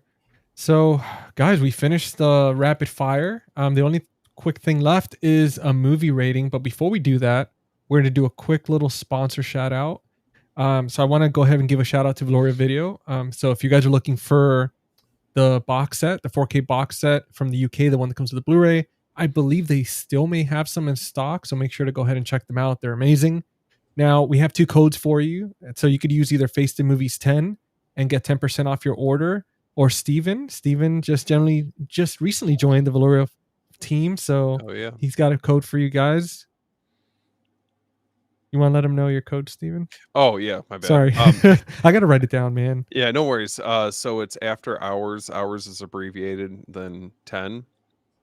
So you guys can use either of these codes, get 10% off over at Valoria Video. Hell yeah, brother. Yeah. So you guys go check them out. And then as far as we got other stuff too. We got the movie room. So if you use Jordan's code, MovieDen10, same thing. So go ahead and support small business, guys. These people are awesome. Absolutely. They're all friends as well. So I mean, listen, you got codes left and right. Use it. Christian, do you have a code for any of them that you want to shout out, or anybody you want to shout out? I actually do with Valoria, but I don't want to say it on here. I want them to use y'all's just in case. I don't want to give them another code. I started talking. That guy's really nice. I like him. He's really, really Tony's Yeah. awesome. Yeah, he's Yeah. an awesome dude. He lives in But South Florida too. use- So Yeah, use y'all's. I don't want to throw another one out there for people just like, oh, I don't know which one. Yeah, use y'all's. Use them all. There we go. Just use Yeah, them all. yeah. Buy one thing with each code. Yeah. Yep. And support everybody. Well, guys, giving them the shout out. They're amazing people. Really cool. So again, support small business. But now we're gonna do the final quick segment of this episode, and it's gonna be the movie rating. Now, for A Nightmare on Elm Street from 1984, it's rated at a 4.0 out of 5 on Letterboxd. So we're gonna find out everybody's ratings on here right now. And Christian, I'm gonna start with you. What are you rating this original movie? Out of 5 stars, Yeah, 4.5. that's nice. 4.5. That's a good one. And the only What about reason you, it's not Jordan? 5, just real quick, the only reason it's not 5 is because of the way other movies make me feel, which is because my movie, like, I understand you have to rate stuff off of, there's always the kind of typical things, quality, this, acting, this, that's all great. But for me, it's like, how does the movie make me feel at the end of the day? To me, that's always the most important thing. And because this movie is undeniably good, but there's other movies that make me feel, and you obviously know what my favorite is, but 4.5 is where I would go. No, that's a good rating, because it's true. It's like, man, like on my end, I would want to give it a 5, but at the same time, it's like definitely 4.5. I mean, 5 would be like something where it really made me feel like either cried or like some Oscar-worthy type situation, or it's just an absolute like masterpiece. Right. But I think for same thing, 4.5 would be my rating. Well, what about you, Jordan? Yeah, I was gonna say I think 4 out of 5 is good. I wouldn't go 5. Same reason as you guys. A 5 is like the top echelon of like not a lot of movies, in my opinion, get a 5 out of 5. Yeah. So it takes there's certain check marks it has to hit to make 5 out of 5. So yeah, 4.5, somewhere in there out of 5, I think is a good number. Oh yeah, man. What about you, Steven? Probably have to go 4.5. I mean, it's I get where you guys are coming from, because I feel like you have to reserve 5 out of 5 for like either the most iconic movies or ones that really hit you, in a certain type of way, kind of like Halloween 2 for Jordan. Halloween, but okay. Oh man. Like Halloween Resurrection. I'm just kidding. Just kidding. It's a Oh. joke. It's just a joke. Well, I mean, dude, listen, I mean, I think the fact that we all gave it over a 4, I mean, that goes to show how good and how much of an impact that movie had. I mean, in the end of the day too, it's like, it's not like, there's movies out there that are 5s that would definitely stay with me for a week, a month afterwards. This movie was more of the creativity, the nostalgia behind it. I mean, every time I've watched it, I love it. There's not any moment where I'm like, this is okay. Like, no, I Mhm. mean, throughout the years, it's always grown with me, and there's always little things that I've caught. So it's amazing. We can all agree that it's definitely, I know besides Christian, getting to experience it a little bit later in life, we can all agree that it's such a staple. It's such a classic, and it's always going to be around in history, regardless if they do any more remakes or anything like that. It's always gonna, I think, withstand the test of time, That's because right. who For sure. else could get you in your dreams, you know? But yeah, guys, that wraps up episode 16 of Cinema Rewind. We've revisited Wes Craven's original A Nightmare on Elm Street, a film that changed horror forever and gave us Freddy Krueger, one of the most unforgettable villains in cinema history. Huge thanks to my co-hosts, Jordan from the Movie Den and Steven from After Hours Video. Always. Steven, Yep, of dude, course. congrats again for getting to 300. Like, you did Likewise, it, man. man. You blew Likewise. past it, and I'm so damn proud of you, man. You've Hell been yeah, crushing it. Same for you, man. You And- guys have all been crushing it. Dude, well, I mean, listen, man, you know what it is? Like, when you love stuff like this and you just put in the work, I mean, everything else just follows, man. And, you know, you guys were all like just amazing at it. And every day I'm just like learning, and it's just awesome to be able to do stuff like this with you guys. And Christian, I know you missed the little intro earlier, but I did have a cool little intro, which I wanted to thank you, man. Again, I know you've been a busy guy. You were on Fear Play Buddy, it. you're on Thursday with these guys, but dude, thank you for coming on and hanging out. Yeah, And- thanks, man. Oh yeah, thank you for just. I felt bad because on Jordan's my internet was so shitty the entire night because they're still doing all this new kind of fiber optic in my area, and my stuff flickers in and out, and it was just a disaster. But thank you for just dealing with me because it's Oh, I- dude, are you the kidding? dogs Like, and everything. But the only thing was, I was like, damn it. I was hoping he would get I'm going to read it to you anyway, because I had this sick intro for you.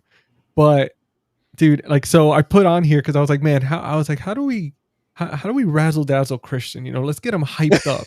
How do we Okay, get the let's people hear hyped up? So I was like, let me see here. I was like, all right. I was like, of course, we got a very special guest, the man with all the connections, the man that broke the news on the Nightmare on Elm Street 4K Steelbook box set that kept us updated at all times. And last but not least, the man that makes the best candles and wax melts in the game. And I was like, some of them know you by Christian, others know you by your good old pal CHH. And I was like, please light up the comments for the legend himself, Planet CHH. dude, thank you so much. But yeah, man, I was was like, you know what? awesome. We got to give this guy the proper intro. But guys, let's go around real quick. Let everybody know what you're working on. Anything you want to shout out at all, just go for it. Christian, we're going to start with you, brother. You're an honored guest. Yeah, thank you. Obviously, Planet CHH is where you can find me basically on all my socials. I use everything with every social. I don't use Twitter that much, but I have a Facebook page I have a lot of fun with. Obviously, YouTube and Instagram.